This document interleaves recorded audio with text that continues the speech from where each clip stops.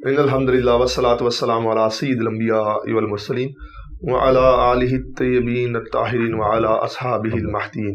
السلام علیکم احباب ذوالفقار، آج ہمارے ساتھ اگین انجینئر محمد علی مرزا صاحب موجود ہیں۔ ربیع الاول کا مہینہ ہے، ربیع الاول کے حوالے سے یہ اسپیشل پوڈ کاسٹ ہے۔ ہم ان سے 1 to 1 کاؤنٹر کوشچن کریں گے اور انجینئر صاحب اس کا جواب دیں گے۔ السلام علیکم سر۔ وعلیکم السلام ورحمۃ اللہ وبرکاتہ۔ ولا حول ولا قوۃ الا باللہ، اللہم صلی علی محمد وعلی آل محمد۔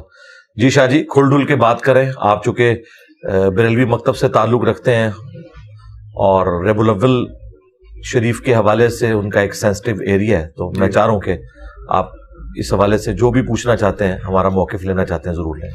اچھا سر، بڑا اہم سوال ہے۔ قرآن حکیم میں اللہ تبارک تعالیٰ نے فرمایا کہ نزول قرآن کا جشن مناؤ۔ پھر کہا گیا ہے کہ کچھ حواریین تھے، انہوں نے کہا کہ ہمیں نعمت ہوان عطا فرماؤ اور ہم اس پہ عید منائیں گے، باقاعدہ عید کا لفظ ہے قرآن حکیم میں۔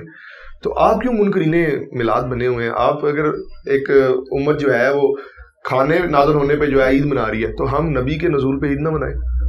ضرور منائیں، لیکن اس طریقے پر منائیں جو اللہ کے محبوب صلی اللہ علیہ وآلہ وسلم نے تعلیم فرمایا۔ صحیح مسلم میں حدیث ہے، انٹرنیشنل نمبر کے مطابق 2750، آپ صلی اللہ علیہ وآلہ وسلم پیر کے دن کا روزہ رکھا کرتے تھے۔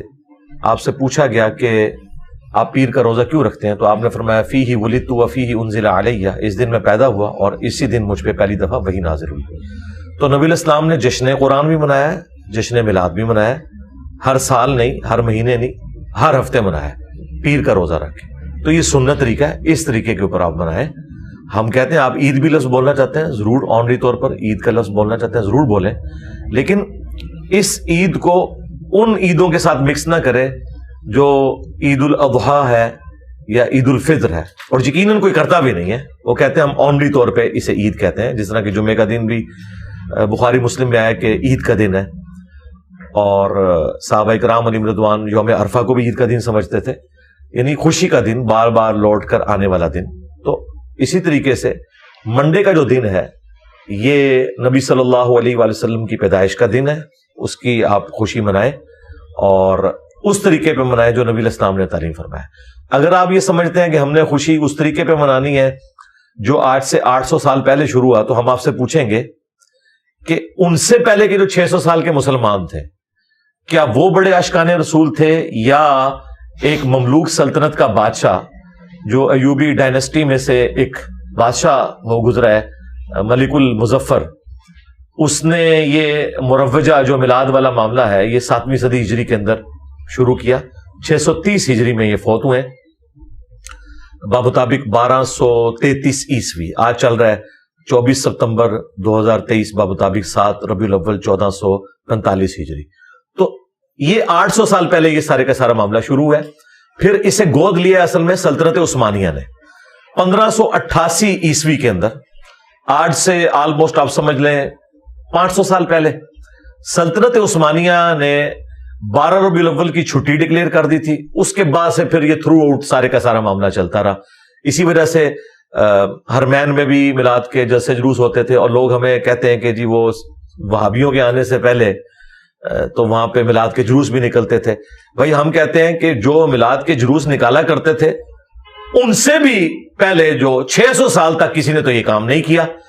ان کی اگر آپ کو قدر نہیں ہے اور بعد والے لوگوں کی قدر ہے، تو پھر آپ خود ہی فیصلہ کر لیں کہ آپ کن کے ساتھ کھڑے ہوئے، اور پھر بار بار یہ کہنا کہ سوائے ابلیس کے جہاں میں سبھی تو خوشیاں منا رہے ہیں۔ بھائی آپ مروجہ طریقے کو جو نبی الاسلام کی وفات کے 600 سال بعد شروع ہوا، اس کو آپ ریلیٹ کر رہے ہیں اس اعتبار سے کہ جو اس طریقے پہ میلاد نہیں مناتا آپ اسے ابلیس کہتے ہیں، تو اس کا تو مطلب ہے کہ آپ نعوذ باللہ خلفائے راشدین کو، صحابہ کرام کو، اہل البیت کو ابلیس کہنا چاہ رہے ہیں، تو شرم کا مقام ہے۔ سر یہ تو بڑی زیادتی والی بات ہے کہ جو جماعت جس نے اس ملک میں صحابہ کرام کا، اہل بیت کا دفاع کیا ہے، اور ہم نے جانیں تک گنوائی ہیں اس معاملے میں، اور ایک بڑی تحریک موجود ہے ہماری اہل سنت و جماعت کی، تو آپ تو یہ بڑی زیادتی والی بات کر رہے ہیں۔ ہم موجودہ جو اکابرین ہیں جو میلاد کا انکار کرتے ہیں، یہ ان کے بارے میں علامہ نعیمی رحمہ اللہ تعالیٰ نے فرمایا، تو آپ ڈائریکٹ صحابہ کرام کی طرف ہمیں گستاخ ڈکلیئر کرنے میں تلے ہوئے ہیں۔ جب آپ مروجہ طریقہ نہ اڈاپٹ کرنے پر باقیوں کو ابلیس کہہ رہے ہیں، اگر آپ اس سے مراد یہ لے رہے ہیں کہ کوئی پیر کے روزے کا قائل نہیں ہے، تو مجھے بتائیں اہل سنت میں سے کون ہے جو پیر کے روزے کا قائل نہیں ہے؟ کیا اہل حدیث کہتے ہیں کہ پیر کا روزہ نہیں ہے، یا دیوبند کہتے ہیں؟ یہ ابلیس پھر کسے کہہ رہے ہیں آپ؟ ابلیس اسی کو کہہ رہے ہیں جو آپ کے طریقے پہ میلاد نہیں منا رہا.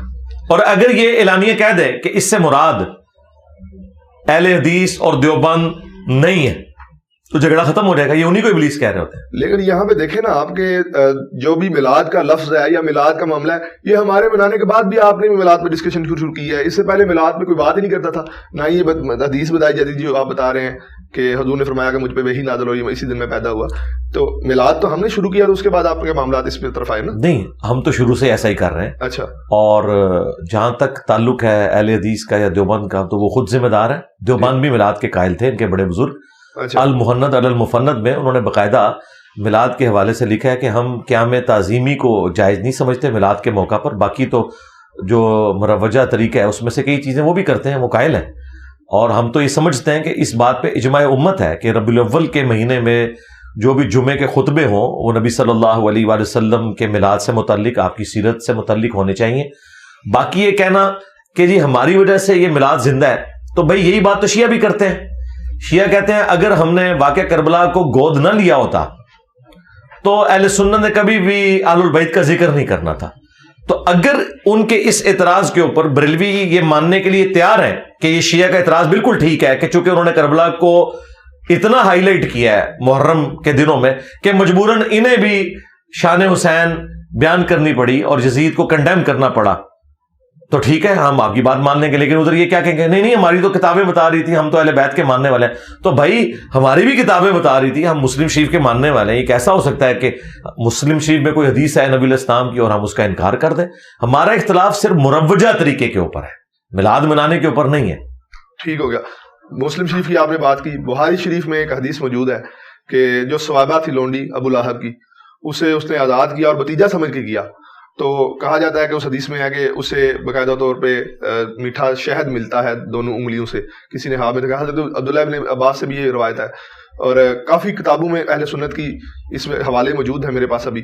تو آپ بتائیں کہ جب وہ بتیجا سمجھ کے اس نے لونڈی آزاد کی تو اسے اتنا دوزخ میں مل رہا ہے معاملہ، تو ہم اگر رسول سمجھ کے میلاد میں ہمیں کچھ نہیں ملے گا؟ آپ کا کیا خیال ہے؟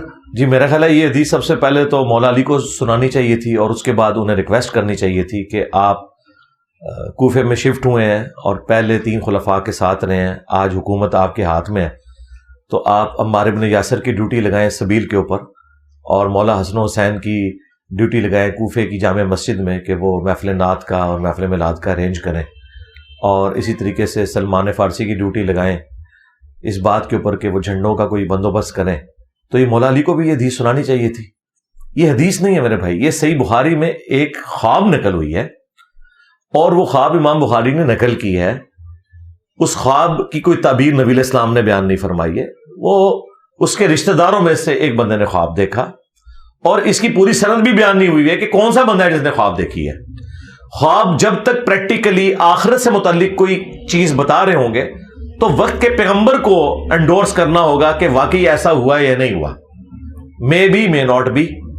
ٹھیک ہے، نبی علیہ السلام نے کیا ایسے انڈورس کیا ہے کہ ہاں واقعی ابو لہب کے ساتھ یہ ہو رہا ہے؟ یہ کہتے ہیں بخاری شریف میں لکھا ہوا ہے. اچھا جب ہم یہ باتیں کرتے ہیں نا تو انہیں پتہ چل جاتا ہے کہ انہوں نے غلط بیانی کیا. یہ کہتے ہیں کہ جی امام بخاری کو نہیں پتا تھا، انہوں نے کیوں لکھا؟ تو بھائی اب علمی ڈسکشن پہ آئیں. امام بخاری نے بالکل لکھا. امام بخاری کا لکھنا کیا اس چیز کو سرٹیفائڈ کر دے گا کہ نبی علیہ السلام نے اس کو انڈورس کر دیا؟ یہ کوئی حدیث تو نہیں تھی، یہ تو ایک واقعے کے طور پر نقل ہوا ہے. اور اگر اس واقعے سے یہی رزلٹ نکلتا ہے تو صحابہ کرام کیا ہر 12 ربیع الاول کے اوپر غلام آزاد کرتے تھے؟ جس طرح سویبہ کو آزاد کیا تھا ابو لہب نے اس چیز کے لیے کہ انہیں بعد میں اس کا اجر ملے، یا ان کے آباء و اجداد میں سے اگر کوئی کفر کی حالت میں چلے گئے تو ان کے سال ثواب کے لیے ہم اتنے غلام نبی علیہ السلام کی پیدائش میں جو ہے وہ آزاد کرتے ہیں. تو اس طرح کے کوئی پریکٹیکلی لے کے بھی آئے نا. یہ ایک واقعہ، اور واقعہ بھی بے سند، وہ بھی خواب سے ریلیٹڈ. خواب کی تعبیر بھی نبی علیہ السلام نے نہیں بیان فرمائی، چونکہ خواب ان سین بیریئر ہے نا، غیبی خبر ہے. جب تک پیغمبر نہیں بتاتا آپ کنفرم نہیں کر سکتے. ہاں دنیا میں یہ ہو سکتا ہے کہ وہ واقعہ ہو جائے تو آپ کہہ سکتے ہیں ہاں میں نے جو خواب دیکھا تھا وہ ہو گیا.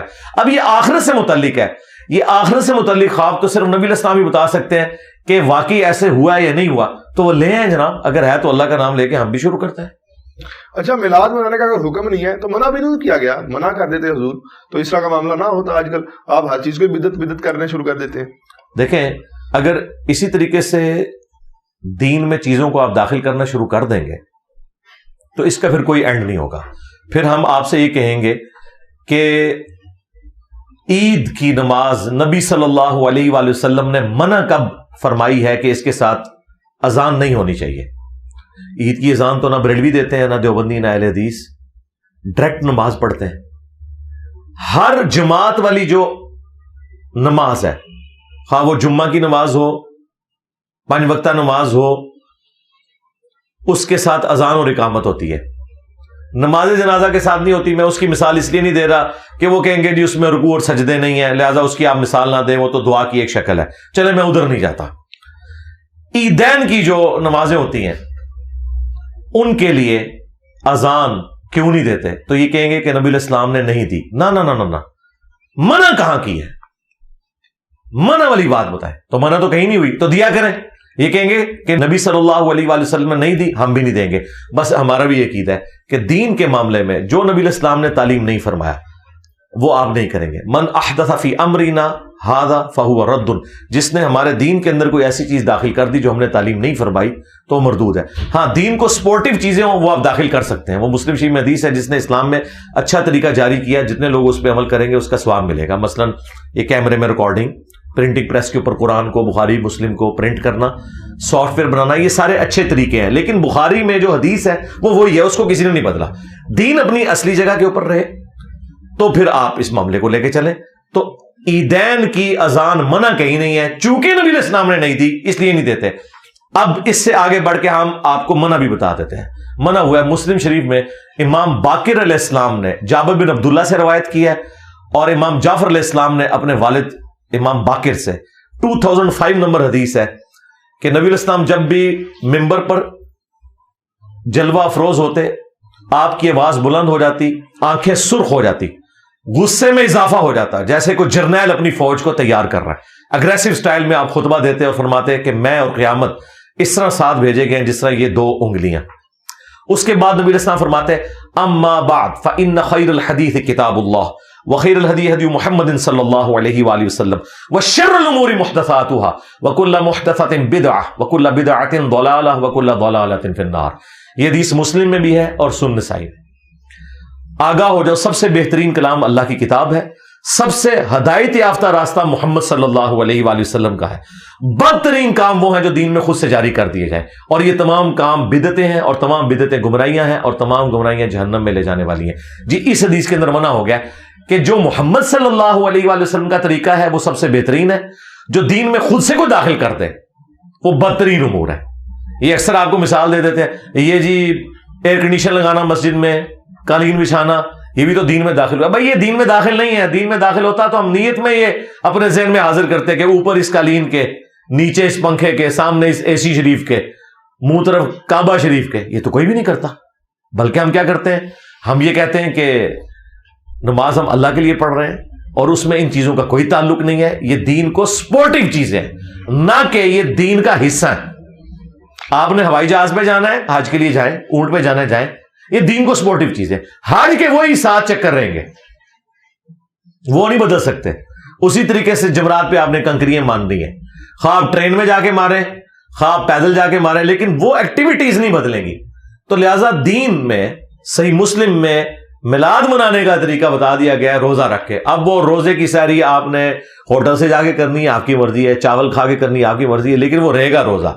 آپ اس کو جھنڈیوں کے ساتھ ریلیٹ کرنا, لائٹنگ کرنا, اور پھر کہنا جی آپ اقبال ڈے بھی مناتے ہیں, اور جی قائد اعظم ڈے بھی مناتے ہیں, اور یوم پاکستان بھی مناتے ہیں. اور بھائی وہ کوئی دینی ایکٹیویٹیز ہیں؟ اقبال ڈے کو ہم دینی ایکٹیویٹی کے طور پر تو نہیں مناتے. نبی علیہ السلام ایک دینی پرسنالٹی ہے. آپ کے ساتھ کوئی چیز بھی آپ جوڑیں گے تو اس کو نبی صلی اللہ علیہ وآلہ وسلم, خلفائے راشدین کی اور اہل البیت کی مہر لگنا ضروری ہے, ادروائز وہ بدعت ہوگی دین میں. پھر تو وہ بھی بدعت ہوئی. محرابیں جو بنائے جاتے ہیں, مینارے بنائے جاتے ہیں, ایون کہ اذانیں 2 دی جاتی ہیں. اس کے علاوہ تراویح کی جو باجماعت, پھر تو علماء اس پہ بھی اعتراض کریں گے کہ یہ بھی بدعت ہے. اس میں نے ایک حصہ تو کلیئر کر دیا ہے کہ یہ محراب والا, یہ دین میں کوئی چیز داخل نہیں ہوئی. اسپیکر سے دین میں کیا داخل ہوا ہے؟ کچھ بھی نہیں ہوا. مسجد میں تو اضافہ ہوا ہے نا, کیا جی امام آگے کھڑا ہو رہا ہے. نہیں وہ تو ہوگا نا, وہ تو ہر زمانے میں ہوگا. مطلب پہلے آپ دیے روشن کرتے تھے، اب آپ لائٹنگ کرتے ہیں. دین میں تو کوئی فرق نہیں پڑا. دین میں فرق پڑا جس چیز سے، وہ آپ کی مثال درست ہے. جمعے کی 2 اذانیں یہ ہے دین میں. نبی الاسلام نے 1 اذان دی ہے. تو بخاری شریف آپ کھول لیں، حضرت عثمان غنی رضی اللہ تعالیٰ عنہ نے یہ دوسری اذان شروع کی تھی، لیکن یہ دوسری پیرلل میں دوسری تھی.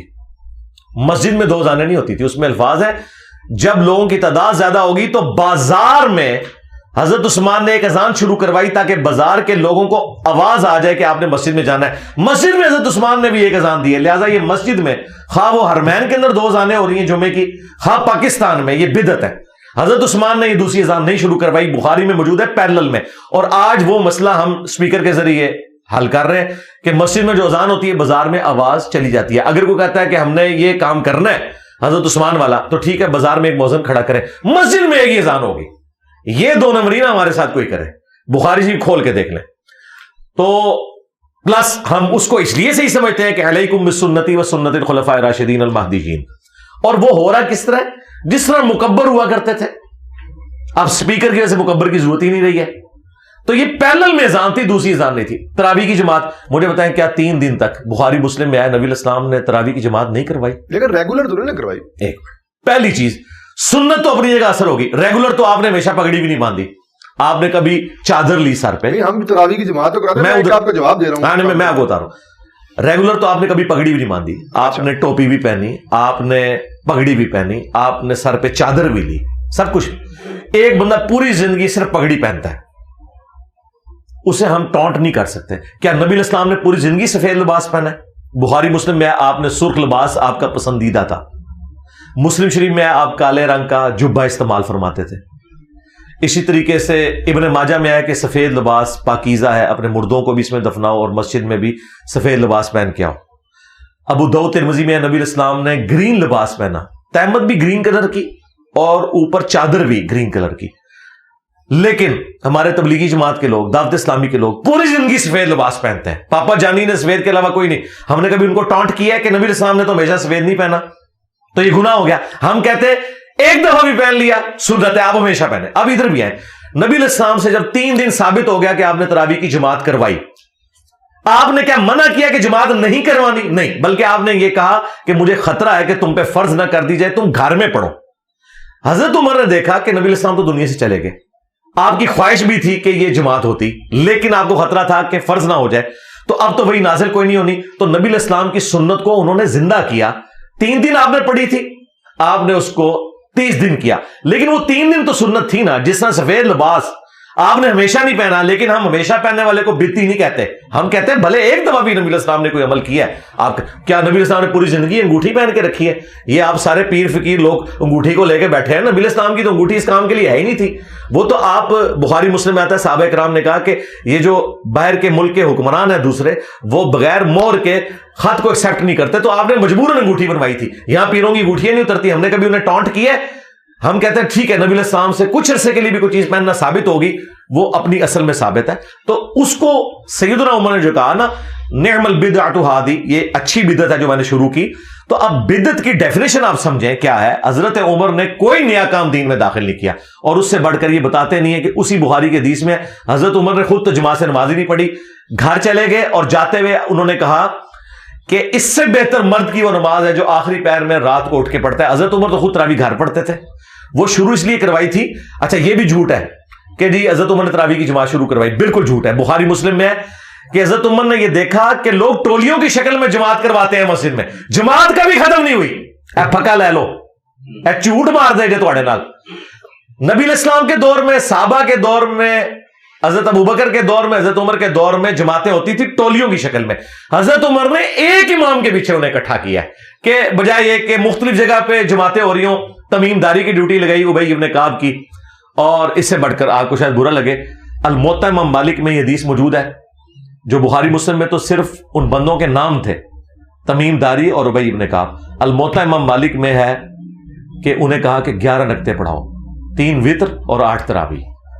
اور آپ تو کہتے ہیں انگریزوں نے 11 رکعتیں شروع کروائی ہیں، تو 20 ہوتی تھی. اور اس کے بعد امام مالک 20 والی روایت بھی لے کے آئے ہیں، لیکن اس میں یزید بن رومان جو ہے اس نے حضرت عمر کا زمانہ ہی نہیں پایا. بالکل سونے کی مور سے یہ حدیث ہے. اور آپ نے جن مفتی احمد یار خان نعیمی صاحب کا حوالہ دیا سوائے ابلیس کے جہاں میں سبھی تو خوشیاں منا رہے ہیں, انہوں نے خود مانا ہے کہ یہ حدیث ٹھیک ہے الموطا امام مالک کی, لیکن وہ کہتے ہیں حضرت عمر کو غلط فہمی ہو گئی تھی, بعد میں 20 ہی کروا دی تھی. تو حضرت عمر کو غلط فہمی وہابیوں کی وجہ سے ہوئی تھی؟ کوئی غلط فہمی نہیں ہوئی ہے, 11 رکعت ہی ہے.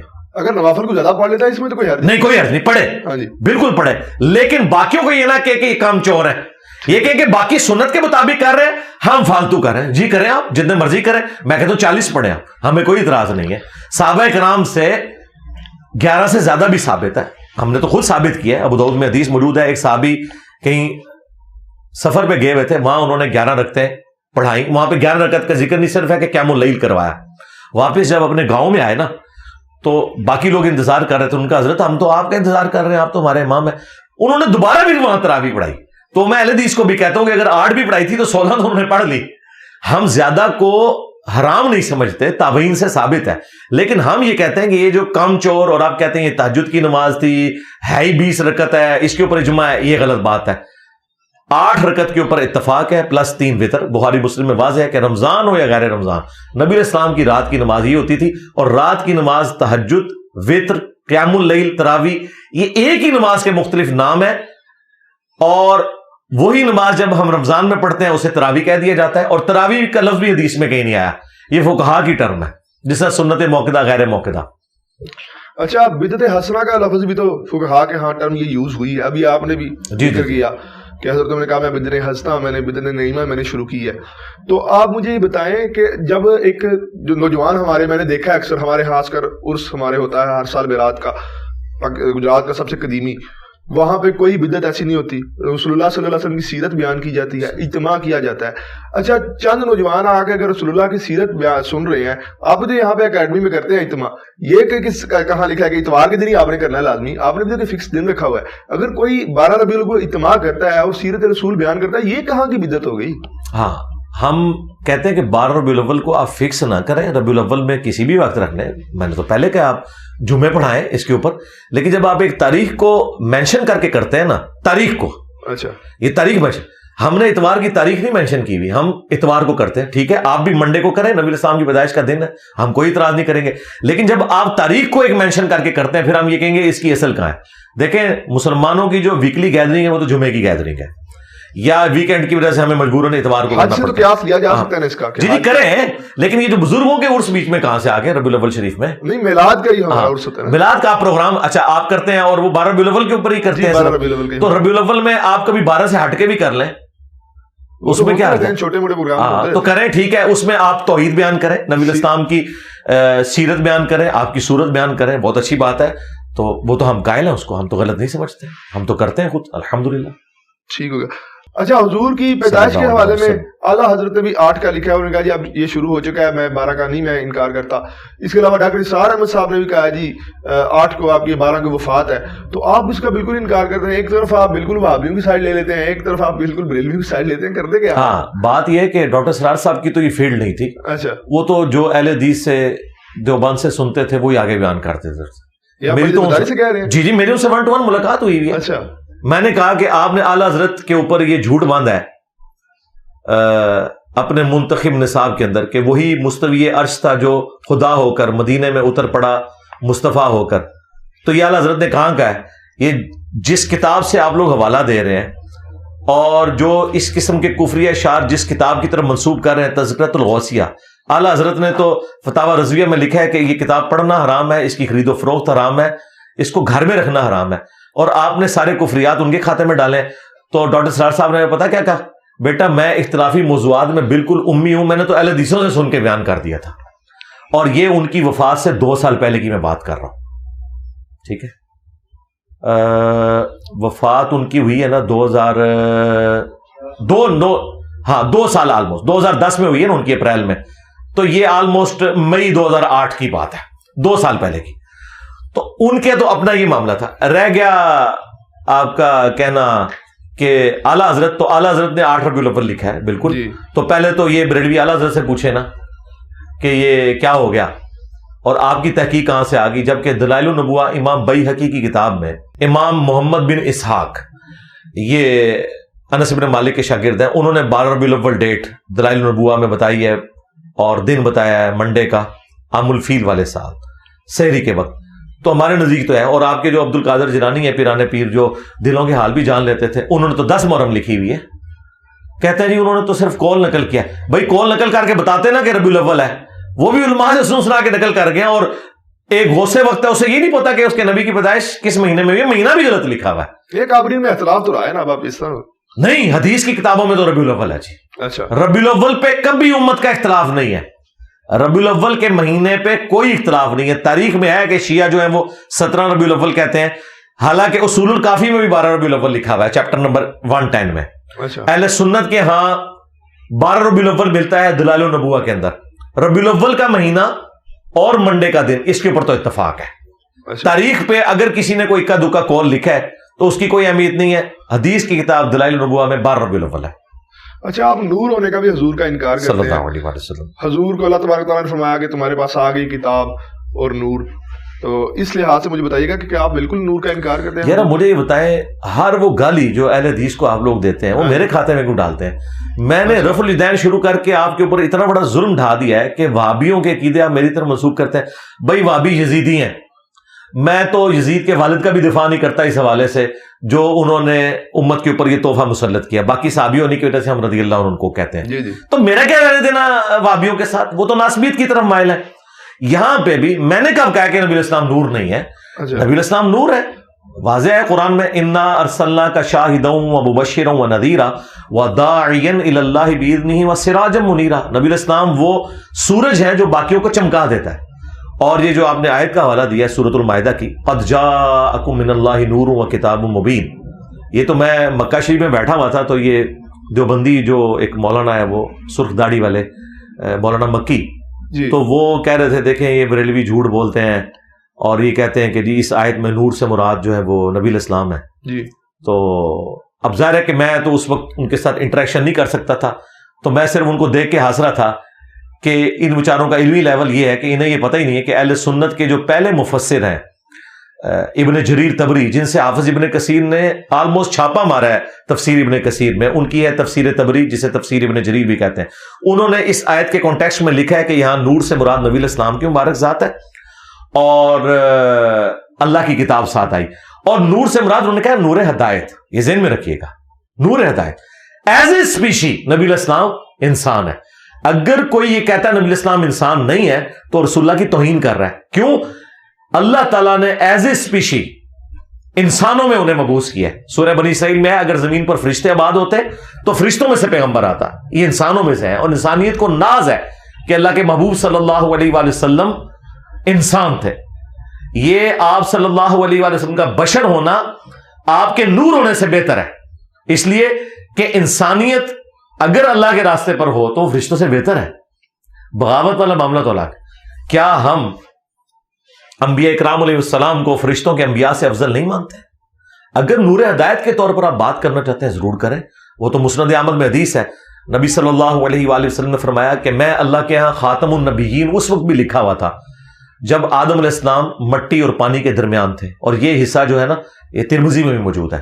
اور پھر آگے نبی اسلام نے فرمایا میں دعائے ابراہیم ہوں, میں عیسیٰ کی بشارت ہوں, میں اپنی ماں کا وہ خواب ہوں جو انہوں نے میری پیدائش کے وقت دیکھا کہ ان کے لیے شام کے محلات بھی روشن ہو گئے. یعنی نبی الاسلام کی والدہ سیدہ آمنہ سلام اللہ علیہ اور رضی اللہ تعالیٰ عنہا کو یہ دکھا دیا گیا تھا کہ آپ سے جو بیٹا پیدا ہوگا بالآخر اس کی حکومت دنیا کی سب سے بڑی سپر پاور رومن امپائر کو بھی سپر سیڈ کر دیے گی. تو نبی الاسلام نور ہدایت ہے, صحیح بخاری بھی نور ہدایت ہے, خلفائے راشدین بھی نور ہدایت ہے, اہل البیت بھی نور ہدایت ہے. لیکن اسپیشی کی بات کریں تو بھائی مجھے بتائیں غزوہ احد کے موقع پر نبی الاسلام کو جب زخم لگا ہے تو آپ کا خون نکلا ہے, نور کا تو خون نہیں نکلتا. آپ علیہ السلام کا جب بیٹا ابراہیم فوت ہوا تو بخاری مسلم میں آپ کی آنکھوں سے آنسو روا ہوئے. تو وہ سارے کے سارے حالات جو ایک انسان پر وارد ہوتے ہیں وہ آپ پر ہوئے. ہاں کچھ آپ کی ایکسٹراڈنری کوالٹیز ہیں, اس کی وجہ سے آپ کی بشریت ختم نہیں ہوتی. مثلا بخاری مسلم میں ہے کہ نبی الاسلام نے فرمایا کہ ہم انبیاء کی صرف آنکھیں سوتی ہیں, دل جاگتا رہتا ہے. آپ تہجد کی نماز پڑھ کے اما عائشہ کہتی ہیں بعض اوقات آپ خراٹے بھی لے رہے ہوتے تھے, بہت اونچی آواز میں نہیں, نارمل خراٹے لینا کوئی بری بات نہیں ہے, نبی الاسلام کی سنت ہے نیند کی حالت میں. جی تو اما عائشہ کہتی ہے میں آپ کے خراٹوں کی آواز سنتی اور پھر آپ اسی طریقے سے اٹھ کے جا کے نماز پڑھا دیتے. تو میں نے پوچھا تو نبی الاسلام نے فرمایا کہ ہم انبیاء کے دل جاگتے رہتے ہیں, یعنی انبیاء نیند میں بھی غافل نہیں ہوتے. اب یہ پروٹوکول اور کسی انسان کا نہیں ہو سکتا. نبی الاسلام کو اللہ تعالیٰ نے ایسی کوالٹیز دی ہیں جو آپ کے معجزات ہیں, لیکن اس کے سے آپ کی بشریت ختم نہیں ہوگی, وہ اپنی جگہ پہ رہے گی. دیکھیں نبی الاسلام پیٹھ کے پیچھے بھی دیکھ لیتے تھے, بخاری مسلم میں ہے. میں نے سنا وہابیزم کے ماننے والے معجزات کا بھی انکار کرتے ہیں. نہیں, وہابی تو کوئی نہیں معجزات کا انکار کرتے ہیں, لیکن یہ میں مانتا ہوں کہ جو ایک پہلو ہے نبی الاسلام کی عظمت والا, اچھا, وہ ان سے اوور لک ہو جاتا ہے. انکاری نہیں ہے, اقراری نہیں ہوتے بہت زیادہ, جس طرح کے آپ کے بریلوی نبی الاسلام کی سیرت کے اتنے اقراری نہیں ہوتے. انکاری نہیں ہے, اقراری نہیں ہوتے. جب ہم ان سے بات کرتے ہیں کہ بھئی رفع الیدین سنت ہے, دوسری طرف تو ایک مسواک اور پیلی چپل اور پتہ نہیں کیا کچھ تم کرتے ہو, رفع الیدین کے بارے میں اتنے کیوں اس معاملے کو ہلکے لیے ہوئے ہو, تو دونوں طرف غلو ہوا ہوا ہے. لیکن ہم تو جو بھی کتابوں میں رپورٹ ہو گیا ہم منو ان اسی طریقے سے بیان کرتے ہیں. ہم نے ڈنکے کی چوٹ پہ نبی اسلام کے سارے معجزات بیان کیے ہیں, ہمیں کوئی آر نہیں ہے. اچھا, پھر آپ کون کون سے معجزات کو مانتے ہیں کہ وہ ٹھیک ہیں, اور آپ نے بھی معجزات کی بات کی. میں نے تو سنا تھا وہ وہابیزم کے ماننے والے جو ہیں معجزات سے بالکل انکاری ہیں.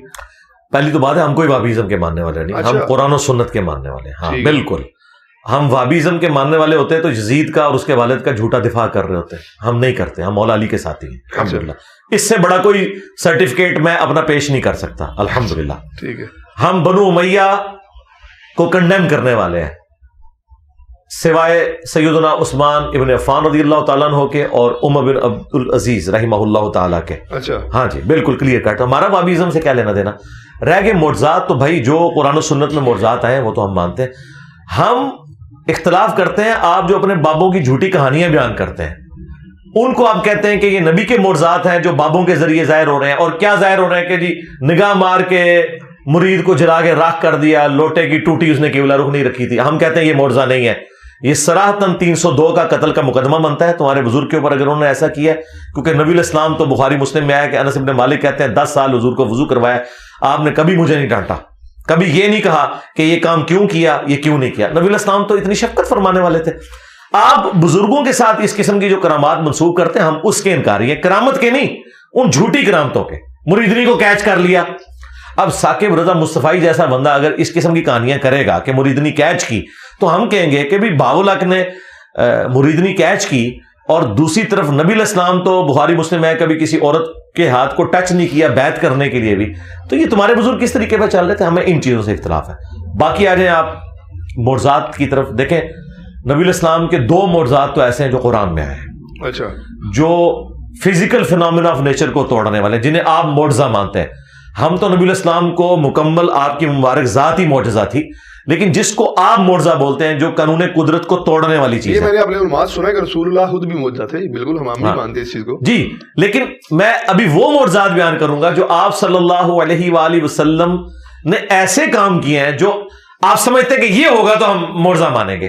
مثال کے طور پر قرآن حکیم میں سورۃ القمر میں آیا ہے کہ نبی صلی اللہ علیہ وآلہ وسلم کے لیے اللہ تعالیٰ نے چاند کو 2 ٹکڑے کر دیا. اچھا, اور یہ قرآن پاک کی اس آیت کے کانٹیکسٹ میں بخاری مسلم میں حدیث ہے کہ عبداللہ ابن مسعود کہتے ہیں کہ نبی علیہ السلام سے جب کافروں نے کہا کہ کوئی نشانی آپ کے لیے ظاہر ہو, تو اللہ تعالیٰ نے چاند کو 2 ٹکڑے کیا, ہیرا پہاڑ کے دائیں اور بائیں ہوا اور پھر بعد میں جڑ گیا. یہ وہ معجزہ ہے جو قرآن میں بخاری مسلم میں رپورٹ ہوا ہے. دوسرا معجزہ جو قرآن میں ہے وہ نبی علیہ السلام کا واقعہ معراج ہے, جو آپ کا الاسراء ہے, زمینی سفر, وہ سورہ بنی اسرائیل میں آیا سبحان الذی اسری بعبدہ لیلا من المسجد الحرام. اور جو آپ کا آسمانی سفر ہے المعراج, بیت المقدس سے لے کر آسمانوں کا سفر, وہ اللہ تعالیٰ نے سورۃ النجم میں ذکر کیا. اور بخاری مسلم میں بڑی تفصیل کے ساتھ آیا کہ مختلف آسمانوں پہ نبی علیہ السلام کی ملاقاتیں انبیاء کرام کے ساتھ ہوئیں. تو یہ وہ معجزات ہیں جو قرآن میں رپورٹ ہوئے ہیں. بخاری مسلم میں تو پھر درجنوں ہیں.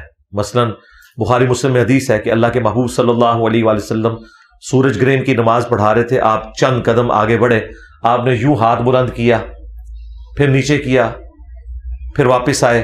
صحابہ کرام نے بعد میں پوچھا یا رسول اللہ یہ نماز میں کوئی اضافہ ہو گیا یا کوئی اور بات ہے؟ تو آپ نے فرمایا نماز کی حالت میں اللہ تعالیٰ نے مجھے جنت دکھائی 7 آسمانوں کے اوپر, ماشاءاللہ, اور میں نے ارادہ کیا کہ میں تمہارے لیے جنت سے انگوروں کا ایک گوشہ توڑ لوں اس کے لیے میں نے ہاتھ بلند کیا، پھر میں نے ترک کر دیا کہ اللہ تعالیٰ نے نعمتوں کے اوپر پردہ رکھا ہے، اور اگر میں توڑ لیتا تو تم ہمیشہ کھاتے رہتے، کیونکہ جنت کو فنا نہیں ہے۔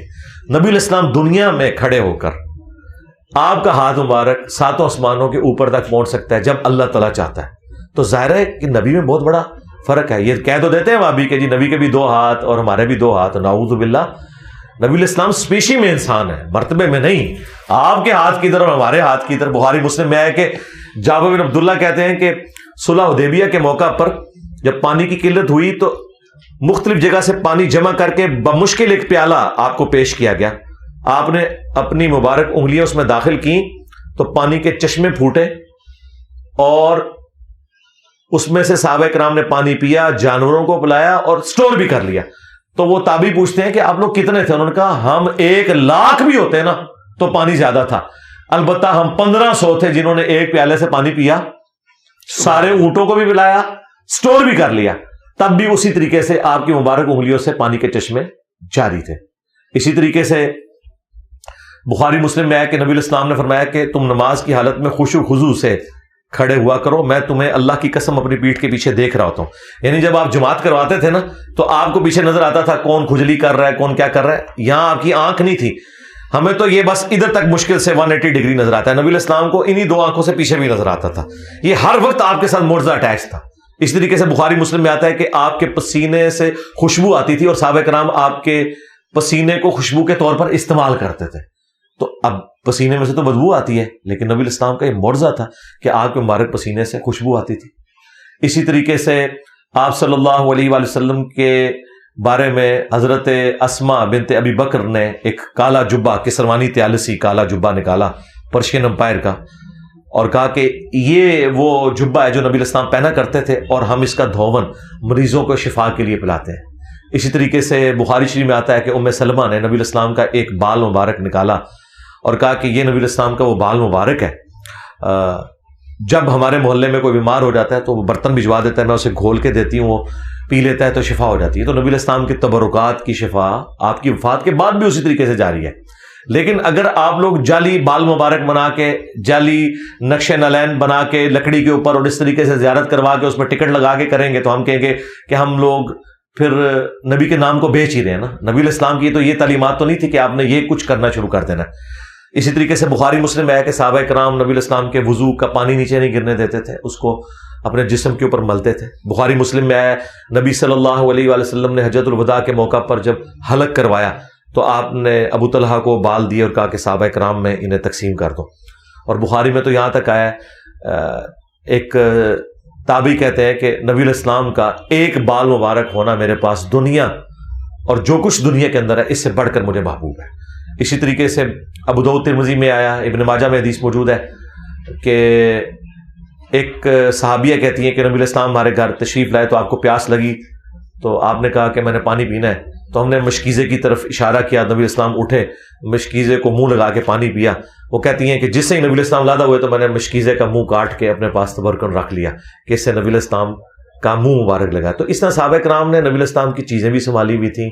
آپ صلی اللہ علیہ وآلہ وسلم کے یہ معجزات اتنے ایکسٹرا آرڈنری ہیں کہ جن پہ کسی کو اختلاف نہیں ہے۔ لیکن ہم یہ کہتے ہیں کہ نبی علیہ السلام کی وفات کے بعد کبھی کسی صحابی نے آپ کی قبر کی مٹی نہیں چاٹی جا کے، یہ اختلاف شروع ہو جاتا ہے۔ آج بھی دنیا میں نبی علیہ السلام موجود ہوں، ہم اپنا ہر مسئلہ آپ کے سامنے لے کے جائیں گے۔ بخاری میں نہیں آیا کہ ایک صحابی کی پنڈلی کی ہڈی ٹوٹ گئی، نبی علیہ السلام نے کہا یہ کیا ہوا؟ تو انہوں نے کہا یا رسول اللہ آپ نے وہ کام بھیجا تھا، میں نے قلعے سے چھلانگ لگائی تو یہ ٹوٹ گئی۔ تو انہوں نے اپنی پگڑی لپیٹی تھی، آپ نے فرمایا ٹانگ سیدھی کر، ہاتھ پھیرا، وہ کہتے ہیں کہ ایسی ہوگی کہ کبھی ٹوٹی نہیں تھی۔ لیکن آج اگر آپ کی پنڈلی کی ہڈی ٹوٹے گی نا، ہم آپ کو روزہ شریف میں نہیں لے کے جائیں گے، نہ کعبہ شریف لے کے جائیں گے، کیونکہ دنیا کو اللہ نے اس باپ کے ساتھ جوڑا ہے۔ نبی علیہ السلام جب تک دنیا میں موجود تھے ہم ہر مسئلہ آپ کے سامنے رکھیں گے۔ بخاری مسلم میں یہاں تک حدیث ہے کہ بارش نہیں ہو رہی تھی، ایک عرابی کھڑا ہوا، یا رسول اللہ ہمارے جانور ہلاک ہو گئے قحط سالی سے، آپ دعا کریں۔ نبی علیہ السلام نے دعا کی اور ابھی ہاتھ نیچے بھی نہیں آئے تو بارش شروع ہو گئی۔ اگلے جمعے تک بارش ہوتی رہی، اگلے جمعے وہی بندہ کھڑا ہوا کہ یا رسول اللہ دعا کریں کہ ہمارے گھروں پہ بارش نہ ہو، صرف زمینوں میں ہو۔ تو نبی علیہ السلام نے دعا کی، بلکہ آپ نے مبارک انگلی سے یوں بادلوں کو اشارہ کیا، غلادہ ہو گئے۔ تو اس طرح کے کئی معجزات بخاری مسلم میں ہے کہ نبی علیہ السلام نے فرمایا کہ اگر کوئی مجھ سے لینا چاہتا ہے تو میں اسے عطا کرتا ہوں کہ وہ اس کے بعد کبھی نہیں بھولے گا۔ تو حضرت ابو ہریرہ نے فوراً اپنی چادر بچھائی تو نبی علیہ السلام نے یوں کر کے چادر میں ڈالا, انہوں نے سینے سے لگائی, اور کہتے ہیں اس سے پہلے میں نے حضور کو شکایت کی تھی کہ میں حدیثیں بھول جاتا ہوں, اس کے بعد میں کبھی کوئی چیز نہیں بھولا. تو اس طرح کے ایکسٹراڈنری معجزات ہیں نبی صلی اللہ علیہ وآلہ وسلم کے, اس سے کسی کو انکار نہیں ہے. ہمارا بریلویوں سے اختلاف یہ ہے کہ وہ قبر رسول سے جا کے یہ چیزیں مانگنا شروع کر دیتے ہیں, یا یہاں بیٹھ کے وہ دعا میں نبی علیہ السلام کو شریک کرتے ہیں. یہ کام نہ کریں, دنیا میں موجود ہوں تو بالکل جائیں. دیکھیں بدر و احد کے اندر امیر حمزہ تھے, نبی علیہ السلام نے ان کی ڈیوٹی لگائی. خیبر میں وہ شہید ہو چکے تھے, ان کو قبر سے نکال کے ساتھ نہیں لے کے مولا علی کی ڈیوٹی لگائی. جو بندہ دنیا سے چلا گیا وہ اللہ کی جنتوں میں آخرت میں زندہ ہے, دنیا سے اب اس کا کوئی تعلق نہیں ہے. ورنہ مجھ سے آپ اینٹی وینم علمی جواب, الزامی جواب پھکی والا لے لیں. قرآن میں تو سورہ نساء کی آیت نمبر 65 میں ہے کہ تم مومن ہی نہیں ہو سکتے جب تک کہ اپنے ہر فیصلے میں نبی کو حاکم نہ مان لو. تو کیا صحابہ کرام حضور کی وفات کے بعد قبر رسول سے جا کے فیصلے کرواتے تھے, یا حضرت عمر نے حضرت علی کو چیف جسٹس لگایا ہوا تھا؟ سقیفہ بنی ساعدہ میں جو کچھ ہوا, کیا اس کی شکایت حضرت علی نے جا کے قبر رسول پہ کی ہے, یا حضرت ابوبکر نے کہا کہ ٹھیک ہے علی وہاں سے فیصلہ کروا لیتے ہیں؟ ایون حضور کی میت پہ دفنانے میں اختلاف ہوا ہے, ترمذی میں آیا ہے, صحابہ میں مشورہ ہو رہا ہے. کسی نے نہیں حضور سے پوچھا کہ یا رسول اللہ آپ کو کہاں دفنا ہے, ابھی تو میت مبارک اندر بھی نہیں گئی تھی. بعد میں تو یہ باتیں کرتے ہیں جا کے, اور ہمیں لا کے جعلی روایتیں پیش کرتے ہیں مصنف ابن ابی شیبہ سے کہ ایک اعرابی حضور کی قبر پہ آئے, اس میں اعمش مدلس ان سے روایت کر رہا ہے. ہم بخاری سے کہتے ہیں کہ حضرت عمر کہتے ہیں انا کنا نتوسل الیک بنبینا, 1010 نمبر حدیث ہے بخاری کی, اے اللہ جب تک تیرے نبی ہم میں موجود تھے ہم ان کا توسل اختیار کرتے تھے, ان کی دعا کی برکت سے تو بارش نازل فرماتا تھا, اب ہم تیرے نبی کے چچا کو لے کے ہیں. تو نبی علیہ السلام کا کوئی مرتبہ کام نہیں ہو گیا تھا وفات کے بعد, بلکہ بڑھ گیا ہے. وَلَلْآخِرَةُ خَيْرٌ لَكَ مِنَ الْأُولَىٰ. لیکن حضرت عمر نے عقیدہ دیا کہ صحیح وسیلہ اور توسل یہ ہے کہ جو بندہ دنیا میں موجود ہے آپ نے اس سے دعا کروانی ہے, نہ کہ آپ نے قبر رسول کی بٹی چاٹنی ہے یا جا کے قبر پہ نبی علیہ السلام سے مانگنا ہے. مانگنا اللہ ہی سے, ایاک نعبد و ایاک نستعین. اچھا سر, آپ نے قیاس کیا تھا, اچھا سر آپ نے اتحاد کیا تھا, بیج لگایا تھا نالین پاک کا. آپ اگر اتحاد کریں تو آپ کو اجازت ہے, اور آپ نے کہا جی میں نے پوری ٹیم سے مشورہ کیا ہے جی میں نے یہ اتحاد کیا ہے. ہم اگر جھنڈی لگا لیں تو ہمارا اتحاد آپ کیوں قبول نہیں کرتے سر؟ میں نے وہ بیج لگانے کے بعد کہا ہے کہ سوائے ابلیس کے جہاں میں سبھی تو خوشیاں منا رہے ہیں. اور دوسرا میں نے یہ جو بیج لگایا ہے یہ پراپرلی کوئی میں نے سرمنی کی ہے کہ میں نے کہیں بندے اکٹھے کیے ہوں, ساروں نے بیج لگائے ہوئے ہوں, پھر ہم بیٹھ کے وہاں پہ لنگر کھا رہے ہوں اور ایک پورا پراپر طریقے سے جلوس لے کے چلے ہوں. ٹھیک ہے, میں کہتا ہوں آپ ربیع الاول کیا پورا سال لگا کے رکھیں, لبیک یا رسول اللہ کا بیج لگائیں, کوئی حرج نہیں, ہمیں کوئی اس سے اختلاف نہیں. جب اسے آپ اجتماعی شکل دیتے ہیں, آپ اس مثال کو سمجھیں, جب بھی کوئی عبادت اجتماعی طور پر ہوگی نا وہ بدعت میں چلی جائے گی. انڈیویجول ہم کوئی بدعت نہیں کہتے ہیں. مثال کے طور پر آپ اشراق کے نفل پڑھیں, 8 پڑھیں, 10 پڑھیں, 12 پڑھیں, لیکن اگر آپ اشراق اور چاش کی جماعت اعلانیہ کروانا شروع کر دیں گے ہم اسے بدعت کہیں گے. ونس اجتماعی کوئی معاملہ ہوتا ہے, آپ تسبیح کے اوپر, گٹھلیوں کے اوپر اللہ کا ذکر کریں, کوئی مسئلہ نہیں ہے, لیکن جیسے ہی اجتماعی ذکر کریں گے وہ بدعت کی کیٹیگری میں چلا جائے گا. وہ دارمی میں حدیث ہے, عبداللہ ابن مسعود نے کہا ابھی تو نبی کے برتن بھی نہیں ٹوٹے, آپ کے کپڑے بھی پرانے نہیں ہوئے, اور نبی کے صحابہ بھی نہیں سارے مر گئے کہ تم نے دین میں یہ بدعت جاری کر دی ہے. ایک کہنا جی پڑھ 100 دفعہ سبحان اللہ, باقی سارے گیٹیاں سٹ دینے اور چادر بچھا کے. لیکن دوسری طرف ابو داؤد میں حدیث ہے, نبی علیہ السلام کے سامنے ایک عورت گٹھلیوں پہ پڑھ رہی تھی, آپ نے فرمایا اس سے آسان عمل بتاتا ہوں, اور آپ نے اس کو ایک وظیفہ تعلیم فرمایا, لیکن اس کو حرام نہیں کہا کیونکہ وہ انڈیویجول تھی. وہ عورت بھی اگر پورے محلے کی عورتیں لے کے بیٹھی ہوتی نا 1.25 لاکھ دفعہ آیت کریمہ تو بدعت ہو جانی تھی. یہ بدعت میں آپ سمجھیں انڈیویجول آپ جو عبادتیں ان کی اثر موجود ہے, اگر آپ کرنا چاہتے ہیں ضرور کریں, لیکن جیسے ہی اس کو اجتماعی شکل دے کے ایک سرمنی بناتے ہیں نا پھر وہ بدعت کی کیٹیگری میں چلی جاتی ہے یہ چیز. اچھا, حضور نے کہا ہے کہ میں اس وقت بھی نبی تھا کہ جب آدم علیہ السلام مٹی اور پانی کے درمیان تھے.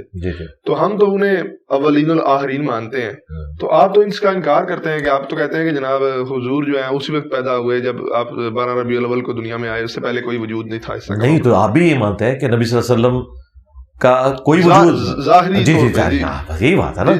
آپ کا بھی عقیدہ ہے کہ جب تک حضرت عبداللہ اور حضرت آمنہ علیہم السلام ورضی اللہ عنہما کی شادی نہیں ہوئی تھی اس وقت تک نبی علیہ السلام دنیا میں تشریف فرما نہیں تھے. بس یہی عقیدہ ہے. اللہ کے ہاں جو ہے نا وہ تو ہے نا کہ میں اس وقت بھی نبی تھا, اللہ کے علم میں نبی لکھا ہوا تھا, اللہ کے ہاں نہیں جی لکھا ہوا الفاظ مسند احمد میں, میں اللہ کے ہاں خاتم النبیین لکھا ہوا تھا. اچھا رہا موجود ہونا, جی اس وقت بھی موجود تھے روح کی شکل میں, اور اس وقت صرف یہ نہیں ہے کہ نبی علیہ السلام موجود تھے, ہم لوگ بھی موجود تھے. انسانی شکل میں پہلا انسان جو آیا نا جس سے ہماری نسل چلی ہے جی وہ حضرت آدم ہے. اس وقت نبی علیہ السلام انسانی شکل میں نہیں تھے. اور اگر آپ کہتے ہیں روحانی طور پر تھے تو روحانی طور پہ تو ہم بھی تھے. روحیں تو اللہ نے پہلے پیدا کی ہیں.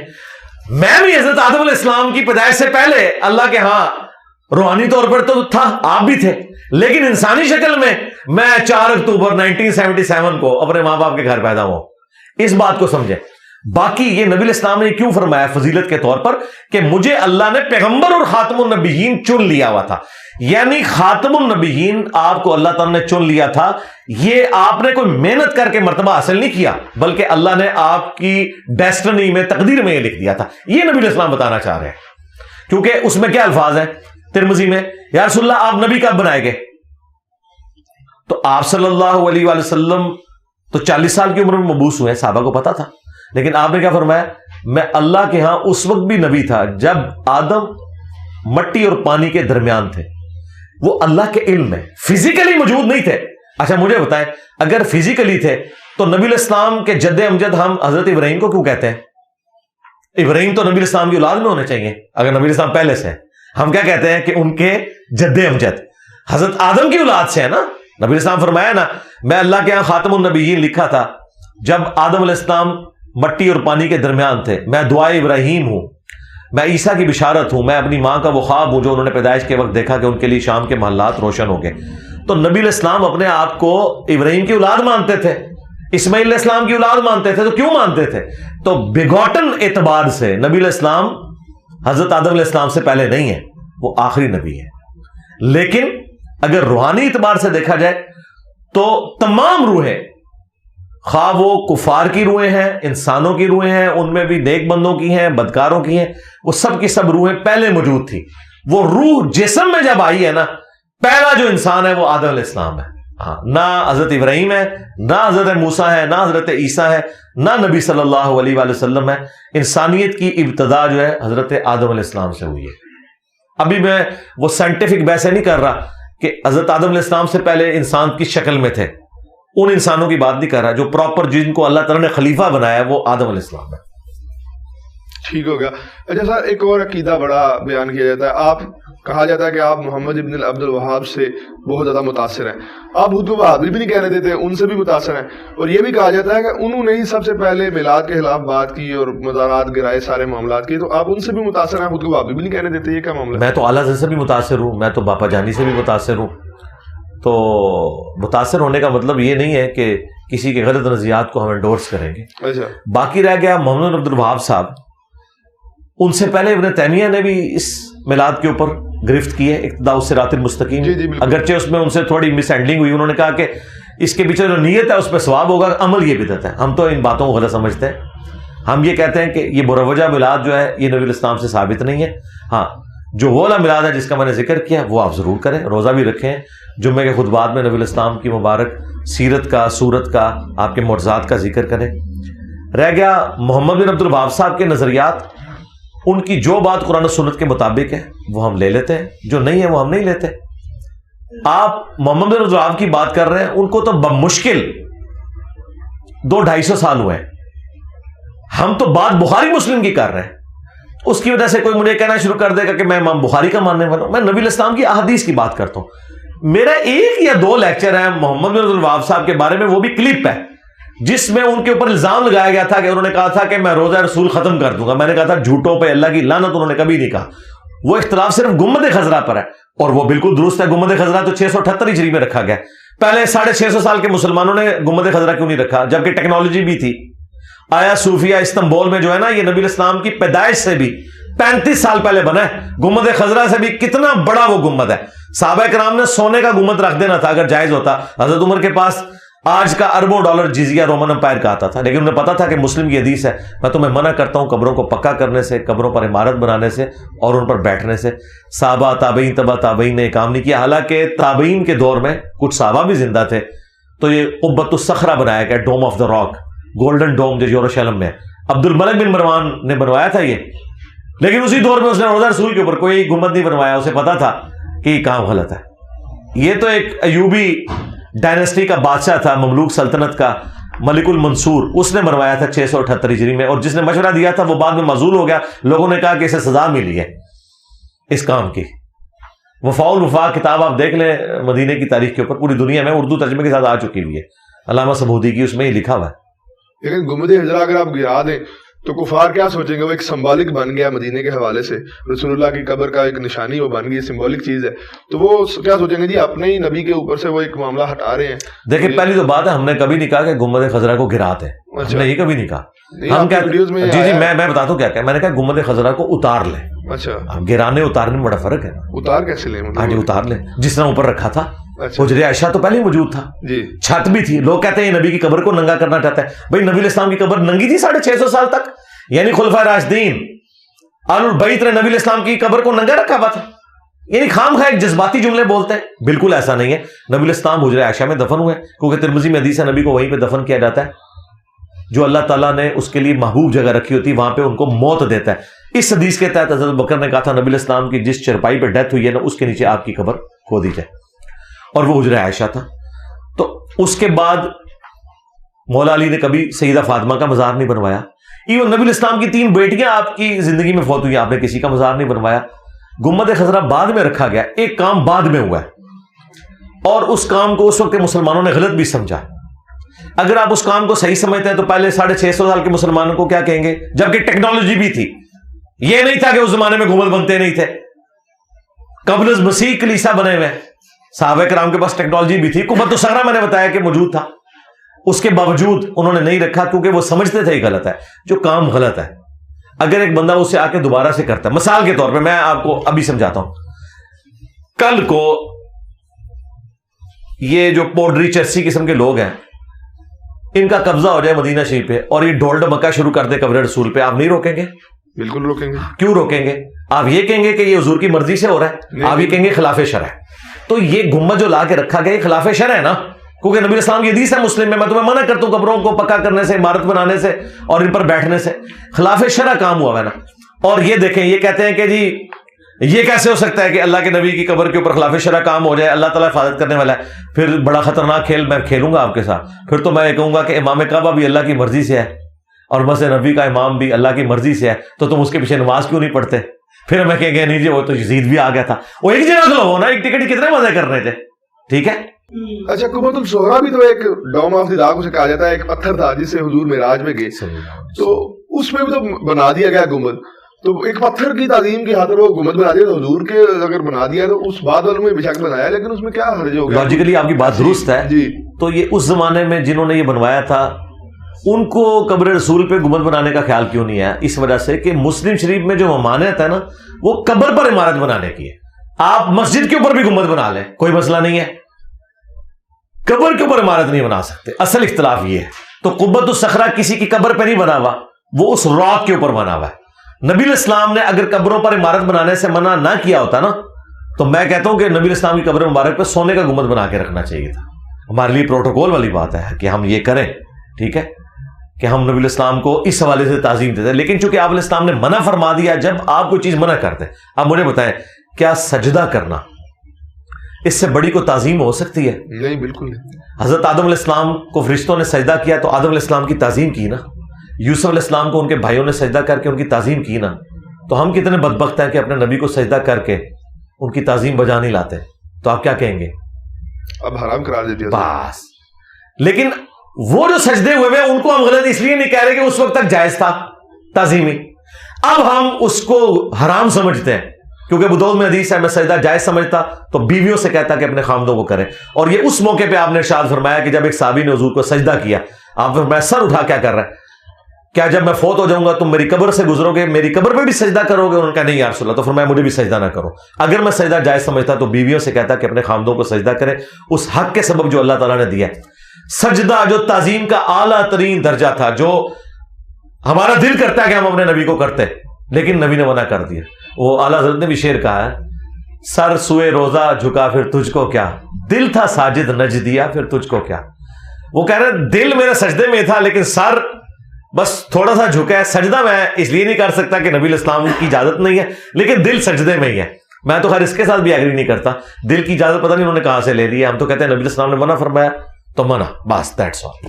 لیکن یہ فتنے کا باعث بنے گا نا اگر گنبد خضرا کو ہٹا دیا جاتا ہے تو کتنے مسلمانوں کا. ہاں اس کے اوپر میں مانتا ہوں جی, اسی وجہ سے سعودی حکومت نے نہیں ہٹایا. ہاں جی, تو انہوں نے نہیں ٹھیک کیا یا نہیں کیا, آپ مطلب اس کو یوں ہی سمجھیں جو بخاری مسلم حدیث ہے, اے عائشہ تیری قوم نئی نئی جھالی سے نہ پھری ہوتی تو میں حتیم کو توڑ کے قبلے میں داخل کرتا. لیکن اس کا یہ مطلب نہیں کہ حضور خوش ہیں کہ کعبہ جو ہے وہ اس طرح ہو. نبی السلام نے کہا میری خواہش ہے کہ کعبے کو ابراہیمی بنیادوں کے اوپر تعمیر کروں, اور بخاری مسلم میں ہے کہ عبداللہ ابن زبیر نے کر بھی دیا تھا.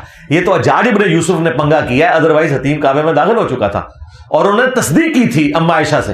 اما عائشہ نے کہا نبی الاسلام کی خواہش تھی, تو ان کا اما آج تو اسلام غالب ہے, میں خواہش پوری کروں گا. انہوں نے یہ کر دیا تھا.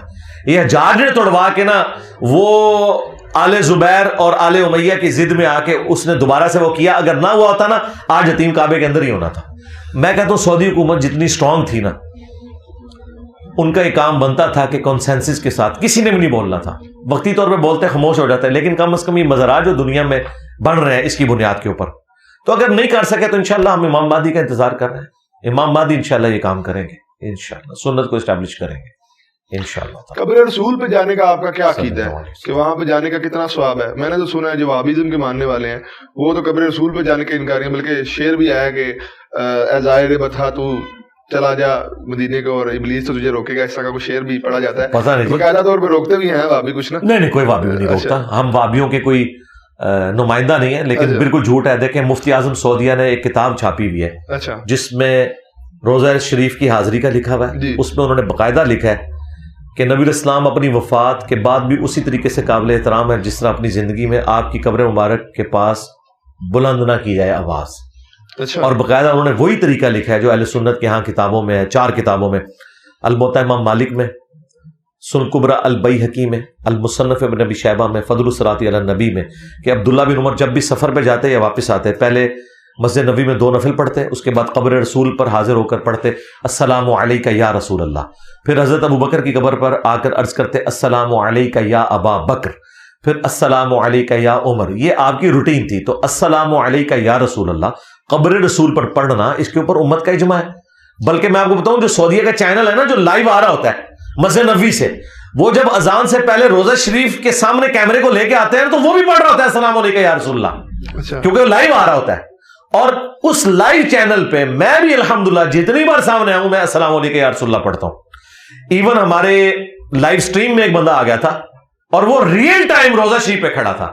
اس نے جعلی شریف سے نہیں, باہر گمبد کی سیدھ میں کھڑے ہو کر جب اس نے وہ کیمرہ دکھایا تو میں نے السلام علیکم یا رسول اللہ ویڈیو میں پڑھا, کیونکہ نبی السلام کا روزہ شریف میرے سامنے تھا.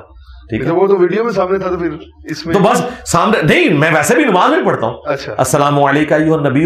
لیکن عقیدہ کیا ہے جو بخاری مسلم میں ہے کہ جب تم پڑھو گے السلام علینا وعلی عباد اللہ الصالحین تو زمین و آسمان میں تمام نیک بندوں تک اللہ تعالیٰ تمہارا سلام پہنچا دے گا.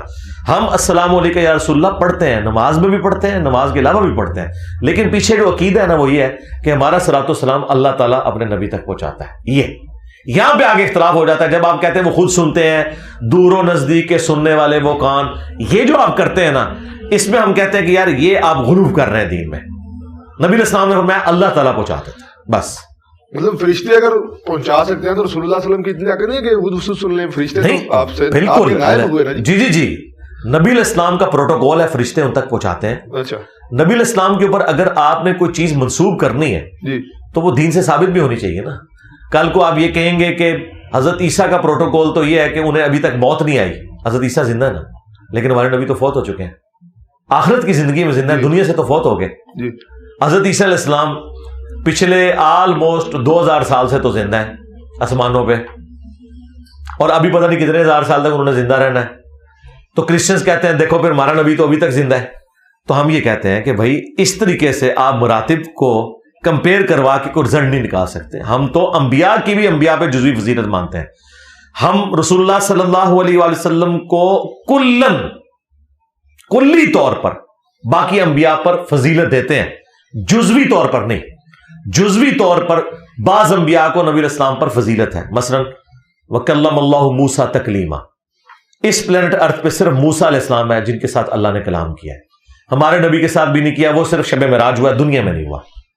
بخاری مسلم حدیث ہے قیامت والے دن سب سے پہلے ابراہیم علیہ السلام کو لباس پہنایا جائے گا, سب ننگے نکالے جائیں گے. وہ پروٹوکول حضرت ابراہیم علیہ السلام کا ہے. عیسیٰ ابن مریم بغیر باپ کے پیدا ہوئے ہیں, یہ پروٹوکول عیسیٰ ابن مریم کا ہے. ہمارے نبی علیہ السلام کے باپ تو تھے, اور قرآن میں ہے کہ ہم عیسیٰ علیہ السلام اور ان کی ماں کو جہان والوں کے لیے نشانی بنانے والے ہیں. اب اس کو بنیاد بنا کے کہے گا کہ بھئی حضرت عیسیٰ علیہ السلام افضل ہو گئے. ہاں, کلی فضیلت ہم کیوں کہتے ہیں؟ وہ مسلم شریف میں حدیث ہے, نبی علیہ السلام نے شب معراج امامت فرمائی تھی انبیاء کرام کی. تو کلی فضیلت آپ صلی اللہ علیہ وآلہ وسلم کی ہے, جزوی فضیلت ایک پیغمبر کی دوسرے پر ہو سکتی ہے, اس میں کوئی عیب والی بات نہیں ہے. صحابہ کرام میں بھی جزوی فضائل ایک صحابی کے دوسرے کے اوپر ہیں, ٹھیک ہے. یہ ہو سکتا ہے کہ کسی معاملے میں ایک بندے کو ایسی فضیلت مل جائے جو دوسرے کو نہیں ہے, یہ پروٹوکول والی بات ہے, اللہ تعالیٰ کسی کو عطا فرما دے, اس کی بنیاد کے اوپر آپ آپس میں جھگڑا نہیں کریں گے. تو نبی صلی اللہ علیہ وآلہ وسلم کے بارے میں ہمارا یہ عقیدہ ہے کہ آپ تمام انبیاء سے افضل ہیں. لیکن اگر آپ یہ کہیں گے تمام انبیاء تیرے در کے سوالی, یہ بات غلط ہو جائے گی. ہاں, قیامت کے دن ہر کوئی رسول اللہ کی طرف متوجہ ہوگا شفاعت کے لیے, اور وہ بھی بالاذن ہوگی. وہ نبی علیہ السلام کے سوالی نہیں ہے, وہ اللہ کے سوالی ہیں, نبی علیہ السلام تک پہنچے. لیکن اس کو بنیاد بنا کے آپ دنیا میں تو نبی علیہ السلام سے نہیں مانگیں گے نا.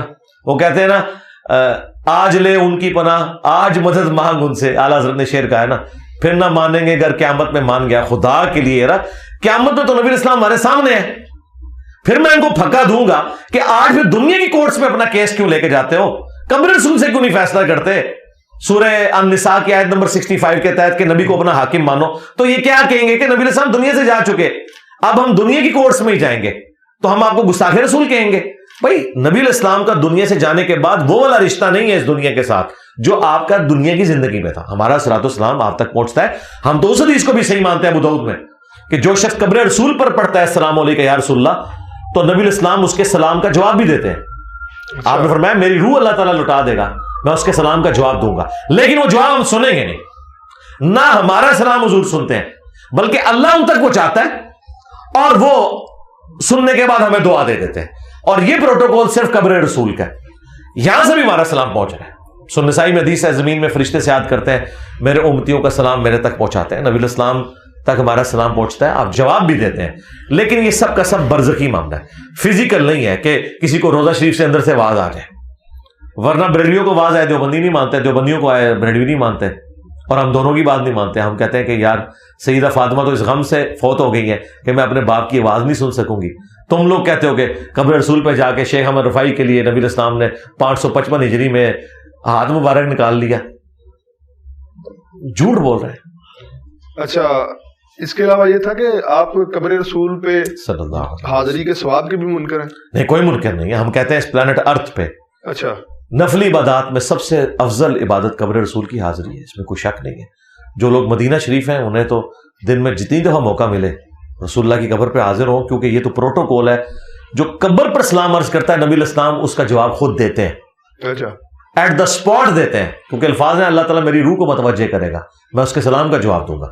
ویسے تو ادھر کے سلام کا جواب بھی ہمیں مل رہا ہے, لیکن وہ بالکل نقد مل رہا ہے اسی وقت. تو آپ جائیں, بار بار جائیں, اس میں تو مطلب کوئی دوسری رائے نہیں ہے. وہ تو اس دنیا کا حصہ ہی نہیں ہے. قبر رسول تو جنت کے ٹکڑے میں.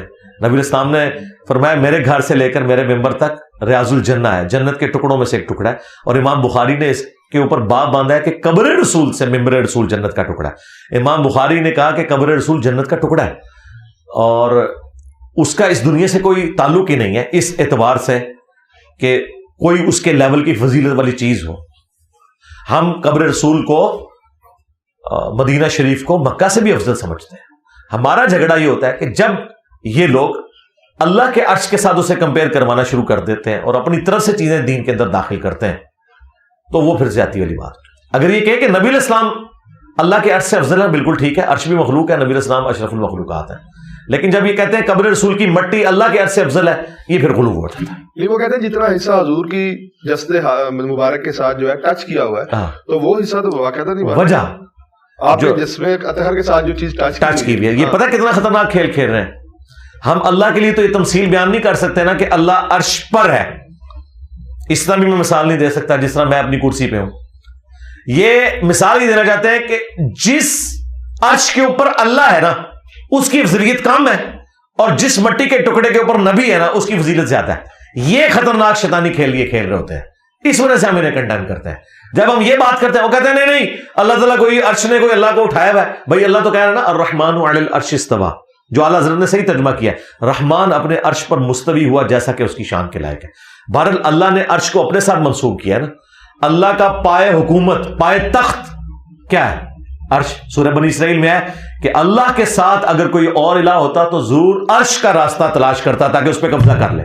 دنیا میں بھی چھوٹے چھوٹے مہاراجوں کی خواہش ہوتی ہے نا کہ بڑے راجے کے تخت کے اوپر قبضہ کر لیں. تو یہ قرآن کے الفاظ ہیں کہ اگر اللہ کے ساتھ کوئی اور الہ ہوتا نا تو اس تلاش میں ہوتا کہ عرش پہ کسی طریقے سے قبضہ کر لے. یعنی اللہ تعالیٰ اپنا دارالحکومت کہہ لیں یا اپنا جو تخت ہے حکومت کا وہ عرش کو قرار دے رہا ہے. اس اعتبار سے نہیں کہ کوئی اللہ اس پہ بیٹھا ہوا ہے یا عرش نے کوئی اللہ کو اٹھایا ہوا ہے, نہیں.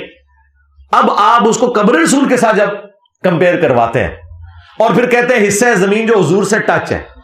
بھائی جو حضور سے ٹچ ہے حصہ زمین وہ نبی الاسلام کے جسم کا ٹکڑا نہیں ہے.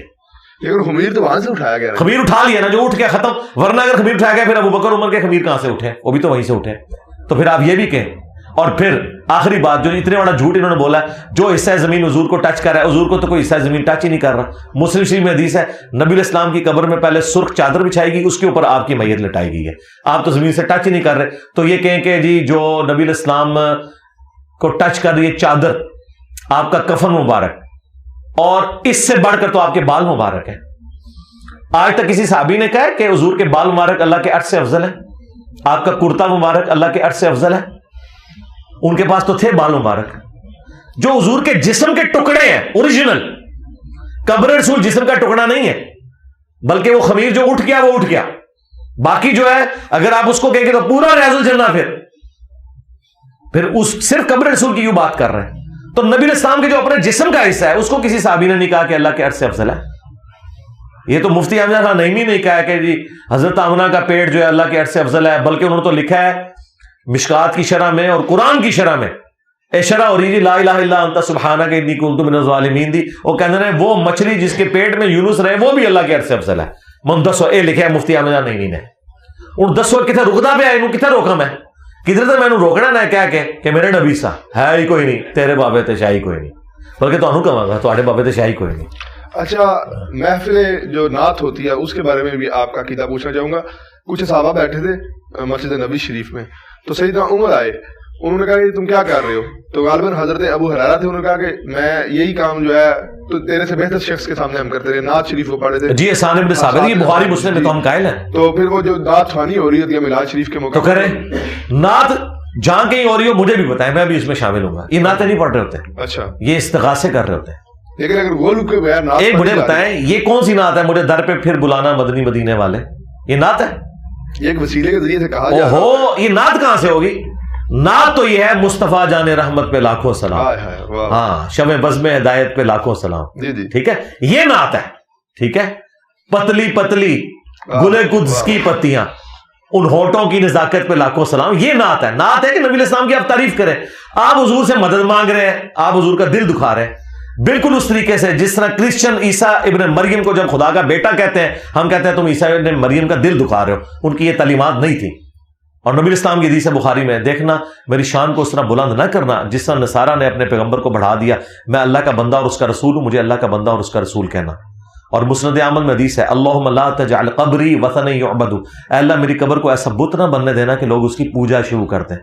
بخاری مسلم میں حدیث ہے نبی الاسلام اپنی وفات کے دنوں میں جب آپ کی بیماری چل رہی تھی بار بار اپنے چہرے اقدس سے چادر کو ہٹاتے اور پاس پانی کا پیالہ تھا اس سے ہاتھ گیلا کر کے چہرے پر ملتے اور بخار کی شدت کو ٹھنڈا کرتے اور ساتھ فرماتے لعن اللہ الیہود والنصارى اتخذوا قبور انبیاء مساجدہ, اللہ کی لعنت ہو یہود و نصارہ پر, انہوں نے اپنے نبیوں کی قبروں کو سجدہ گاہ بنا لیا تھا. اور بخاری مسلم میں اس کے ساتھ یہ عائشہ کے الفاظ ہیں اگر ہمیں یہ خطرہ نہ ہوتا کہ لوگ رسول اللہ کی قبر پہ سجدے شروع کر دیں گے تو ہم نبی الاسلام کی قبر کو زیارت کے لیے اوپن چھوڑ دیتے, یعنی حجرہ عائشہ کی میں دیوار بھی گرا دیتی ہے عائشہ کہتی ہیں تاکہ لوگ زیارت کریں, لیکن ہمیں خطرہ تھا اور حضور ہمیں ڈرا رہے تھے. پھر بخاری مسلم دونوں میں حدیث ہے نبی الاسلام کی 3 بیویاں حضور کے پاس بیٹھی ہوئی ہیں آخری وقت میں, ام حبیبہ, ام سلمہ اور ام عائشہ. یہ 2 سینئر بیویاں ہیں ام سلمہ اور ام حبیبہ, کیونکہ انہوں نے ہجرت حبشہ کی ہوئی ہے اپنے ایکس ہسبینڈز کے ساتھ, اور وہ ذکر کر رہی تھی جب ہم حبشہ گئے تھے، ہم نے ماریہ نام کا ایک گرجا دیکھا تھا، وہاں پہ تصویریں لٹک رہی تھی، نبی علیہ السلام تکلیف میں لیٹے ہوئے، اس حال میں بھی آپ سے صبر نہیں ہوا، آپ ایک دم متوجہ ہوئے اپنی بیماری کے اندر. آپ نے فرمایا یہی ان میں خرابی تھی، جب کوئی نبی فوت ہو جاتا تھا، نیک آدمی مر جاتا تھا، اس کی قبر کے اوپر مسجد بنا لیتے تھے، پھر تصویریں لٹکاتے تھے، قیامت کے دن یہ بدترین مخلوق بنا کے اٹھائے جائیں گے. اور مسلم شریف میں حدیث ہے، جندب رضی اللہ تعالیٰ کہتے ہیں نبی علیہ السلام نے اپنی وفات سے 5 دن پہلے فرمایا تھا، دیکھنا میں تمہیں خبردار کر رہا ہوں، اگلے لوگوں میں جب کوئی نبی یا نیک بندہ فوت ہوتا تھا اس کی قبر پہ سجدے شروع کر دیتے تھے، میں تمہیں اس کام سے منع کرتا ہوں. نبی علیہ السلام کو تو آخری وقت میں ایک ہی ٹینشن ہے کہ میری قبر کو کوئی بت نہ بنائے، میری قبر کے اوپر کوئی پوجا پاٹ نہ کرے. یہاں تو انہوں نے بابوں کی قبروں کے اوپر جو ہے وہ حد رکوع جھکتے ہیں، حالانکہ خود اعلیٰ حضرت نے لکھا ہوا ہے کہ حد رکوع جھکنا حرام ہے، قبر کو بوسہ دینا حرام ہے. انہوں نے لکھا ہے کہ 2 اقوال ہے، لیکن وہ کہتے ہیں احوط یہی ہے کہ بوسہ نہ دیا جائے. جی بالکل، احوط یعنی احتیاط اسی میں، اور کہا ٹچ بھی نہیں کرنا، اور حد رکوع جھکنا انہوں نے کہا حرام ہے، یہ تو سیدھا جا کے گرتے ہیں. تو یہ مطلب اعلیٰ حضرت کی بھی یہ تعلیمات نہیں تھی، یہ پتہ نہیں کن کے پیچھے چل رہے ہیں. اعلیٰ حضرت کا آپ نے ذکر کیا، سیدہ اعلیٰ حضرت کی جو سیدی اعلیٰ حضرت کی جو تعلیمات ہیں ان سے تو آپ اتفاق نہیں کرتے. ابھی ان کی نعت آپ نے پڑھ دی مصطفیٰ. ہم اعلیٰ حضرت کی ہر اس بات سے اتفاق کرتے ہیں جو ٹھیک ہے، کیونکہ ہمارے نبی کی تعلیمات یہ ہیں کہ صحیح بات کی آپ نے تصدیق کرنی ہے. ان کی نعت خوانی پہ کیا خیال ہے آپ کا؟ جی نعت خوانی، میں نے تو یہ نعت پڑھی ہوئی ہے، میری تو ویڈیو میں ریکارڈ ہے. پیش حق مجدہ صفات کا سناتے جائیں گے، یہ بھی میں نے نعت پڑھی ہے. شفاعت کے آپ منکر نہیں ہیں؟ جی شفاعت کے ہم کیوں منکر ہیں؟ ہم شفاعت کے منکر ہیں ان لوگوں کے حق میں جو شرک کرتے ہیں کہ آپ کو شفاعت نہیں ملنی، شفاعت ہمارا حق ہے، ہم موحدین ہیں. ہاں آپ ہماری پوری امت کی تکفیر کریں؟ نہیں، پوری امت کی نہیں کر رہے. اب آپ نے جو کہ سیدھا کہا ہم شفاعت کے منکر ہیں، تو ہم بتا رہے ہیں کس کے منکر ہیں. آپ بھی منکر ہیں. بخاری مسلم میں حدیث موجود ہے، اللہ تعالیٰ نے ہر نبی کو ایک دعا دی تھی جو دنیا میں اس نے کر لی. میں نے اپنی دعا سنبھال کے رکھی ہے، میں اس دعا کے ذریعے قیامت کے دن شفاعت کروں گا، اور میری شفاعت میں سے میرے ہر امتی کو حصہ ملے گا سوائے اس کے جس نے شرک کیا ہوا. یہ نبی کا فرمان ہے، یہ میرا کہنا نہیں ہے. شرک نہیں کرتے، تعویل کے ساتھ. وہ آگے میں جاتا ہوں، تعویل پہ بھی آتا ہوں. تو نبی علیہ السلام نے فرمایا کہ مشرک کو یعنی شرک کا نام تو لینے دینا. آپ لوگ الرجی کیوں ہوتے ہیں اس لفظ سے؟ اگر آپ نہیں کر رہے تو الرجی کیوں ہوتے ہیں؟ آپ نے گستاخی کے فتوے لگائے، میں تو کوئی الرجی نہیں ہوا، میں نے تو جواب دیا ہے کہ یار یہ اس طرح نہیں اس طرح. آپ بھی تسلی سے سنیں کہ بھائی نبی علیہ السلام نے کہا کہ مشرک کے لیے شفاعت نہیں ہے. اچھا. شب معراج عبداللہ ابن مسعود کہتے ہیں نبی علیہ السلام کو 3 تحفے ملے. نمبر 1، آپ صلی اللہ علیہ وسلم کو اللہ تعالیٰ نے 5 نمازوں کا گفٹ دیا. نمبر 2، سورۃ البقرہ کی آخری 2 آیات. اور نمبر 3، آپ کا جو امتی شرک نہیں کرتا ہوگا نا میں اسے بخش دوں گا. یہ 3 تحفے آپ کو شب معراج ملے ہیں. تو شرک بڑا سینسٹیو ایشو ہے. اچھا مجھے بتائیں درباروں پہ جا کے جو سیدھے جا کے گر رہے ہیں، لیکن مجھے بتائیں یہ وہابی ہیں جو گرتے ہیں، یہ ہے کس کی مخلوق ہے؟ مطلب جن کی ہے وہی سنبھالے نا جی، کوئی خلائی مخلوق تو نہیں ہے یہ. ٹھیک ہے. اور ان مزارات کے اوپر ان کاموں کو روکنا کس کی ذمہ داری ہے؟ اچھا آپ روکتے ہیں، آپ کو مبارک ہو. آپ جیلم میں تشریف لیں، جیلم میں بھی اس وقت درجنوں مزارات ہیں جہاں پہ یہ کام ہو رہے ہیں. یہ خدمت کس نے کرنی ہے؟ یہاں پہ جلسے جلوس تو بریلوی کرنے کے لیے تیار ہے، لیکن یہ سارے کے سارے جو سرکس اور میلے ٹھیلے لگ رہے ہوتے ہیں اس کو رکوانے کے لیے تو کوئی تیار نہیں ہے. اگر کوئی اہل حدیث رکوائے گا اس کو کہتے ہیں یہ بزرگوں کا منکر ہے. آپ روک دیں کوئی نہیں، ٹھیک ہے، اور کسی کو روکنے نہیں دیتے. ٹھیک ہے. تو اس لیے ہم تو علمی جہاد کر کے آپ کو بتاتے ہیں کہ بھائی یہ غلط ہو رہا ہے، اس سے بچ جائیں. تو ہم کوئی منکر نہیں ہے نا نعت خوانی کے، ہم کہتے ہیں نعت پڑھیں یار، نبی علیہ السلام کی تعریف بیان کریں. آپ کو مشکل کشا اور حاجت روا اس اعتبار سے یعنی بنا کے پکارنا اور آپ سے دعائیں کرنا. ٹھیک ہے. یا رسول اللہ انظر حالنا، صحابہ نے تو نہیں کیا. بخاری مسلم حدیث ہے 70 صحابہ کو دھوکے سے شہید کیا گیا. انہوں نے شہید ہوتے وقت کہا اے اللہ ہمارے نبی کو ہمارے حال کی خبر کر دینا، ہم ان کے دین پر ثابت قدم ہیں اور اپنے رب سے اس حال میں مل رہے ہیں کہ ہم اپنے رب سے راضی، ہمارا رب ہم سے راضی. حضور دنیا میں موجود ہے اور صحابہ کرام یا رسول اللہ انظر حالنا نہیں کہہ رہے. اس ایک حدیث نے 3 عقیدے کلیئر کر دی، اور اس میں الفاظ ہیں بخاری میں کہ حضرت جبرائیل نے آ کے خبر دی کہ آپ کے صحابہ کو یوں دھوکے سے شہید کر دیا گیا، اور انہوں نے کہا اے اللہ ہمارے نبی کو ہمارے حال کی خبر کر دینا. یعنی صحابہ کرام نبی علیہ السلام کو حاضر ناظر نہیں مانتے تھے، عالم الغیب نہیں مانتے تھے اس اعتبار سے. اور تیسرا، نبی صلی اللہ علیہ وآلہ وسلم سے مدد بھی نہیں مانگتے تھے، بلکہ انہوں نے کہا اے اللہ ہمارے نبی کو ہمارے حال کی خبر کر دینا. ہاں، نبی کو جب اللہ بتاتا ہے تو وہ تو اعلیٰ حضرت نے صحیح ترجمہ کیا ہے، اے غیب کی خبریں دینے والے. ٹھیک ہے نا. تو غیب کی خبر تو نبی علیہ السلام دیتے ہیں اللہ کے بتانے سے. مستعین بالصبر والصلاۃ، یہ کیا ہے پھر؟ جو ڈاکٹر جلالی صاحب نے تو باقاعدہ طور پہ اس پہ گھنٹوں گفتگو کی ہے اور آپ کو مناظرے کا چینل بھی کیا ہے کہ میرے سامنے بیٹھ جائے میں ثابت کروں گا کہ بعد میں بھی ایک نبینہ صحابی آئے تھے انہوں نے یہ دعا کی تھی، تو اس بارے میں آپ کیا کہیں گے؟ جی ہم یہ کہیں گے کہ ڈاکٹر اشرف جلالی صاحب مفتی منیب الرحمان صاحب سے ویڈیو بنوا دیں کہ ڈاکٹر اشرف جلالی کی ہار میرے فرقے کی ہار ہے اور مفتی منیب کی ہار ہے، اور اس کی جیت میری جیت اور میری جیت میرے فرقے کی جیت ہے، تو کل کا سورج طلوع نہیں ہونے دیں گے، ہم اپنی اکیڈمی میں انہیں گاڑی بھیج کے منگوا لیں گے۔ اس میں تو وہ بات ہوگی نا کہ نہ نو من تیل ہوگا، نہیں اس کی وجہ یہ ہے نا کہ بھئی یہ پارٹی بازی ہے نا، قد کاٹ بڑے والا بندہ لے کے آئے نا، میں کتنوں سے بات کروں گا؟ اشرف جلالی سے اگر کوئی بات ہوگی تو کل کو حنیف قریشی صاحب کہیں گے کہ نہ حنیف قریشی نے جان بوجھ کے نا ایک پتا چھوڑا ہے اس اعتبار سے، تو اس کو دیکھ لیں میری کرامت ظاہر ہوئی ہے نا، اس کے بعد اس پہ ایف آئی آر بھی کٹ گئی ہے، یہ کرامت ظاہر ہوئی ہے نا۔ وہ کہتا تھا نہیں میں نمائندہ ہوں، اس کو پتا چل گیا اور اس نے کہا کالا کوا، تو وہ یہ صرف ان کی باتیں ہیں، نہیں تو واسطین اس سے بری وسعت میں، تو وہ تو خود بھی قائل نہیں ہے۔ کیا آپ لوگ المدد یا نماز المدد یا صبر کہتے ہیں؟ لیکن جیسے انہوں نے پوری آیت پڑھو نا، ان اللہ مع الصابرین، اس کی تفسیر میں جو صحابی آئے تھے انہوں نے نبینہ صحابی وہ سارا واقعہ جو بیان جی ہم مانتے ہیں، کیوں نہیں مانتے؟ تو پھر اس کے بعد اس میں یا رسول اللہ مدد کہاں ہے میرے بھائی؟ اس میں اے اللہ میں تیرے نبی کے وسیلے سے تیری طرف متوجہ ہوتا ہوں، اے اللہ کے رسول میں آپ کے ذریعے سے اللہ کی طرف متوجہ ہوتا ہوں۔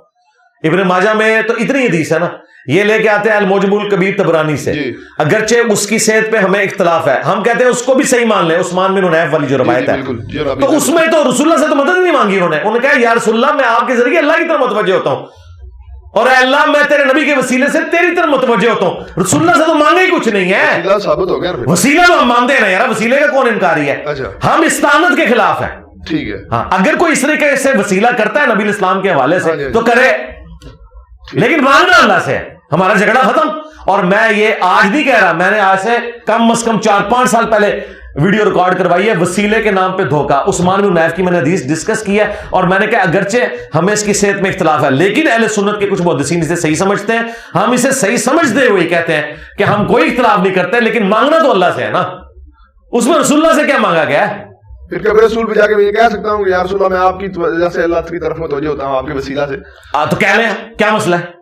مانگنا تو اللہ سے ہے نا، ہاں مانگ اللہ سے، ہاں تو کہہ رہے نا، لیکن پھر ساتھ مانے کہ رسول اللہ سے ڈائریکٹ مانگنا پھر شرک ہے، یہ مانے، ٹھیک ہے؟ میں آج آپ کو جنتی گروہ ہونے کا سرٹیفکیٹ دے دیتا ہوں بریلویوں کو، لکھوا لیں، میں کہوں گا جی میری نظر میں آپ کی توحید پاس ہے، وہابی جو کہتے رہے میں آپ کی توحید آج پاس کرنے کے لیے تیار ہوں۔ میں اپنی ویڈیو میں کہہ چکا ہوں کہ آپ زیادہ سے زیادہ وسیلہ اور توسل والا معاملہ تھا، استعانت والا اب یہ بھی شیعہ کہتے ہیں ہم یا علی مدد سے مراد یہ ہے کہ حضرت علی کو ہم وسیلہ ڈالیں، یار ہمیں اردو نہیں آتی ہے، یا علی مدد وسیلہ کیسے ہو گیا؟ یا علی مدد وسیلہ نہیں ہے، علی کا وسیلہ یہ ہے کہ اے اللہ میں تجھے مولا علی کا واسطہ دیتا ہوں، میرا یہ کام کر دے، مانگ اللہ سے رہا ہوں، ٹھیک ہے؟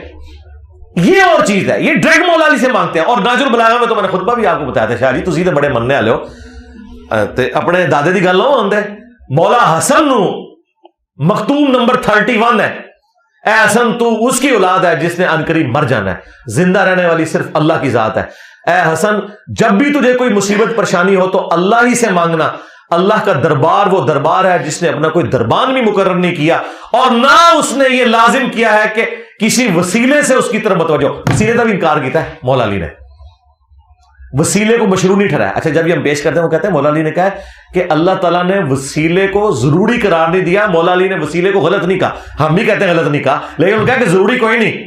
مجھے بتائیں جب مولا حسن کو مولا علی کہہ رہے ہیں کہ تو نے اللہ سے مانگنا ہے، اپنا بھی وسیلہ نہیں ڈالا، اگر یا علی مدد سکھانا تھا تو مولا حسن کو سکھاتے نا۔ اس بات میں تو کوئی شک نہیں، جب بندہ بیقرار اور پکارتا ہے تو وسیلے کی ضرورت نہیں ہوتی، وہ بندہ ڈائریکٹ ہی پکارتا ہے، اس بات میں کوئی شک نہیں ہے نا۔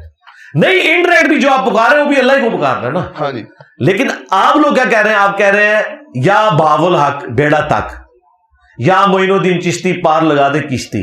آپ یہ نہیں کہہ رہے کہ یا معین الدین چشتی اللہ کے حضور دعا کر دیں کہ اللہ میری کشتی پار لگا دے، یہ ہوگا وسیلہ اور توسل جو ہم غیر انبیاء کے لیے قائل نہیں اس کے، لیکن پھر بھی اگر کوئی کرتا ہے تو ہم زیادہ سے زیادہ کہیں گے کہ یہ عقیدہ بدعت کے اوپر مبنی ہے، ہم اسے کفر و شرک نہیں کہتے۔ لیکن جب آپ ڈائریکٹ مانگنا شروع کر دیتے ہیں، وہ تو ڈائریکٹ ان سے مانگ رہے ہوتے ہیں، اور بالکل دیکھیں وہ عبد القادر جیلانی کے مزار کے اوپر جا کے وہ جو باپا جانی کا قریبی مرید ہے حبیب اتاری، وہ تو ان کی جالیوں کو لپٹ کے کہہ رہا ہے کہ پتہ نہیں وہ جس طرح اللہ سے مانگا جاتا ہے اس طرح وہ مانگ رہا ہے، اس طرح غلاف کعبہ کو پکڑ کے وہ رو رہا ہے۔ تو اس طرح کا عقیدہ تو نہ رکھے۔ اب میلاد کے اعتراض پہ، استانت والے معاملے پہ ہمیں مشرک اور بدعتی کہہ رہے ہوتے ہیں، دوسری طرف آپ کہتے ہیں جی قادیانی جو ہیں وہ کافر نہیں ہے جب تک وہ ہماری تکفیر نہیں کرتے. دوسری طرف ایک ویڈیو موجود ہے مرزا طاہر صاحب کی کہ وہ کہہ رہے ہیں کہ ہم مسلمانوں کی تکفیر نہیں کرتے، اور مرزا قادیانی کی کتابوں میں باقاعدہ امہات المومنین اور سیدہ مریم کی گستاخیاں موجود ہیں جو میں نے خود پڑھی ہیں PDF کی شکل میں. میں نے ویڈیو ریکارڈ کرائی ہے. ایسے شخص کو جو مانتے ہیں جو لوگ، ان کو آپ کافر نہیں کہیں گے کہ جو ایسے شخص کو مان رہے ہیں جو باقاعدہ طور سے گستاخیاں کر رہا ہے، اور آپ ہمیں مشرک اور بدعتی کہہ رہے ہیں. نہیں ہم کافر سمجھتے ہیں قادیانیوں کو، اس میں کوئی شک ہی نہیں ہے. بلکہ جو لوگ ختم نبوت کے نام کے اوپر چندے کھا رہے ہیں، یعنی چشتی رسول اللہ پارٹی اور اشرف علی تھانوی رسول اللہ پارٹی، انہوں نے تو آج تک کوئی علمی ویڈیو ان کے رد میں ریکارڈ ہی نہیں کروائی. زیادہ اس کی جو لغویات ہیں وہ شیطانی خزائن سے نکال کے دکھاتے ہیں. میں نے تو علمی رد کیا ہے. جو دلائل وہ قرآن و سنت سے پیش کرتے ہیں اور اپنا لقمہ ان کے منہ میں ڈالتے ہیں، سب سے زیادہ قادیانیوں کے خلاف ویڈیوز میری ہیں.